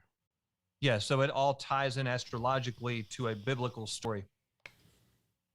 Yeah. So I want to, before I forget here, Debbie also says, let's see, the kids mimicking more than just gender decisions. Kids are being taught how their parents are bad. They want to destroy the family, even swap children. It goes with not owning anything. Yes, I've heard that a lot, to be honest. It seems like it's really, that theory is kind of picking up on a number of levels. James says the idea of God and miracles, etc., exists because humans needed to explain the world around them to themselves before the modern scientific method and any sort of sophisticated tools. Yep, that's pretty much along the lines of what I was thinking. And the religious texts largely align because they're all telling the same stories. Yes, Correct. that as well. Then we have I Am Not You. Says, yes, astrology is one of the tools to communicate with higher powers, should you choose to believe it. And he says, remember our conversation a while back when I told you about the evolution of human into androgyny? Divination has been used over human history by a large portion of the ruling class. Oh, man, did you have to bring this guy up? George Tsoukalos actually proved on an episode of Ancient Aliens that humans have been tampered with not just once by extraterrestrials, but 7 times. So I want to just state a lot of stuff on that show. I just want to state that guy is a fucking horse's ass. And you know, that's the exact, like, you want to talk about disinformation, right? I feel like that guy is specifically hired to make any theory look like shit. Like, that's an example of, like, so having scoured the conspiracy communities for so many years, or for searching for alternate information to kind of research things, you find that when you go on these sites, I guess this would be a good time to mention this, Chris. When you go on a lot of these sites, you'll find that you will stumble into information that is either completely out of luck or is actually legit. I've seen a lot of things actually happen that I didn't think were going to be accurate. And they were. They were surprisingly accurate. And then you'll see things like Snorkel Monster next to them. Like a snorkel monster in a trailer park in Minnesota is doing the helicopter with his wing on top of a trailer. Like, so it's almost as if when the information gets out, when it gets to the point where it would look shady if that person gets offed, they'll let the information stay out. And then what they'll also do is they'll pepper the rest of the area with ridiculous, super hard to believe stories that would make anybody that's first going on that website not take it seriously. It would completely just devalue the entire thing, and you'll question any accuracy on any of the sites. So pretty much just write off anything that's true. Yeah, exactly. So, like, George Tsoukalos is one of those guys, you know, and I've said it for a lot of years too. Alex Jones, this guy's running like an 85% right now on things that he's predicted, and they've happened. Even the wild stuff has happened. But he's so outrageous that until whatever the reason was, whatever the real reason was that they quote unquote canceled him because of Sandy Hook, which happened around the same time frame as a lot of other major things, awkwardly enough, right? Around that same time, he was always outrageous and made an asshole out of himself. So they allowed him to keep saying the stuff because it was hard for people to take him seriously. But I think so many things actually happened, and he started gaining steam because people started taking him seriously past all the animated nonsense that he was doing, that I think they kind of said, all right, people are taking him too seriously. We got to take him off the air. But for anyone who's never taken Alex Jones seriously, I'm not telling you to take him seriously, but if you really are interested in a lot of things, you might want to take a peek. You might want to take a gander, especially at the things that he was right about, because some of the things he was right about were wild. And like nobody would have believed him. I think some people still don't believe him, even though like Science Today and major publications have verified a lot of his claims. And you know, you can always mention Epstein because he called that about 14, 15 years ago. So he's been pretty accurate. But they allow these people, it's throwing disinformation in with the real stuff so that they're kind of telling you the truth, but you're not going to take it seriously. You know, you choose what lens you'll view it or accept it through. So anyways, so I figure we'll put this out here. We've all been talking. Me and Chris have been talking about going back to Friday nights, but not with the same show, right? So Mondays would be our deep dives into some serious matters, and would actually be having an intellectual conversation, or attempting our best at an intellectual conversation before somebody jumps on me for that remark. That we do our actual deep dives, our information, our journalistic kind of approaches to things, that we do those on Mondays. We keep the show at this time frame, but on Fridays we'd come back, kind of have a beer, have a good time with people, and we'd go on the boards for you so that you don't have to do it. Now, I'm not saying we'd be 100% accurate, but we'd be checking out Reddit, 4chan, 8chan, Above Top Secret, some of the larger messaging boards where this information tends to be released or theorized. And we would go through a few of those on Friday nights, and we would fact check them for you. Now, I don't know how much weight or validity that term still gives to anybody who's attempting to do that, but yeah, we've been kind of throwing it back and forth, and we're still in the middle of developing a few different things right now. The team might be expanding. Again, I want to thank Shane for being here, and he's always been part of the family. He's been on the Discord with us. We've been talking about a lot of Earth anomalies, weather anomalies. He knows probably just as much as me or more about a lot of these topics. So he has been around, but now he's officially in it. And be sure to sign up on the Discord. It's definitely a cool place to share information and even chat with others. Yes, we do have a Discord. If you need to find it, just go to our website, www.camarilla.cafe. So that's CAMARILLA cafe.com. And I believe it's the first thing that pops up. Or it's and the what second. Makes it even, sorry, I was going to say, what makes it even more fun when you're doing these shows, watching along with us at home, is to drink out of your Camarilla Cafe coffee mug along with your Camarilla Cafe t-shirt, which you can get where? Yes, at CamarillaCafe.com. We do have merchandise. We do not make money. Obviously, we don't have advertisements. We also don't run commercials. Not to say that we would never, ever do it in the future, and not to say that people are throwing their offers at us for it. But I also kind of feel like it would actually devalue the reason we're here, right? The reason this show even came on was the same day they announced the UFOs, that the military announced their knowledge of the UFOs.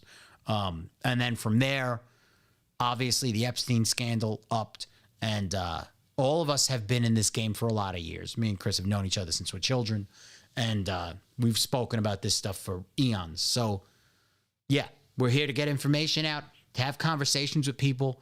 The world is a really tense place right now when talking about these types of things. I did hear that Lou said that if 5 people made a purchase in the store before next week, he would show you footage of him doing his Richard Simmons workout at home. Wow. I mean, it was only a theory, but I guess he just made it official. So, yeah, 5 items. You get a Richard Simmons. I look fantastic in tights. I'll just tell you. So I'm gonna create a fake account and just buy 5 items. Hey, as long as you buy the items, Dude, you know. got it. Definitely. But we also will be working on some type of crowdfunding for anyone who does want to help out the show. We're trying to devise a few things right now. As I've said, as the team is getting larger. Shane, tell them where they can find you. You can find me at www.remraf.com. It is farmer spelled backwards. Okay. And we also have I Am Not You said Shane's a shill. And then said, wow, you really stepped in it with the Richard Simmons challenge. And he did say before that exactly the cast of Ancient Aliens is purposely put out there to discredit the information presented, but the information is very compelling. Same as David Icke. Let me check Facebook one more time. Make sure I didn't miss anything. So James Casatelli said, and the religious texts largely align because they're all telling the same stories. Look up the Lake Nyos disaster. Oh, this looks interesting. Look up the Lake Nyos disaster. It mimics the plagues in the Old Testament in a lot of ways. I think people do themselves a disservice when they dismiss the Bible or other religious texts out of hand. There's actual history there. It's just described through the lens of primitive people. So yes, to an extent, I actually say that to a lot of people. Me and Chris have that back and forth for a while. I do think a lot of the Bible was historical accounts looked through the lens of primitive people, but I also do believe that we've been tampered with as a species. I do believe there has been, but I don't believe that it's holy or godlike. I believe that it's other. Well, I should watch out my phrasing with that because you'd have to consider us intelligent species or intelligent life forms to consider something else another intelligent life form, right? But I do believe that there was some tampering that happened. So you can check Shane out at, you said remref.com. Correct. Check out your music as well. You're on YouTube. You're on Facebook. He's got some great songs. He's a great singer. He's a good songwriter. He offers a lot of other service for artists. And Chris, is there anything you'd like to tell everybody? No. I would like to tell everybody good night. I would love to go to bed. Chris was about to let everybody know that he will do his own Richard Simmons in Speedos if you get 10. I was hoping you wouldn't bring that up, but you know, if this is the way it's going to go down. 10 items from the store, and Chris will actually do a pole dance. Go stripping session. I will fly to Nashville and then pole dance for Lou. Oh yeah. So, and with that, I would like to thank everybody for joining us. Again, CamarillaCafe.com. The Discord's there. If you want to support the show, we have merchandise there. Great coffee cups, great G-strings, thongs. And remref.com for Shane. And with that, I want to thank everybody for being here. And I hope you have a great week. See you next week. Good night. Good night, everyone.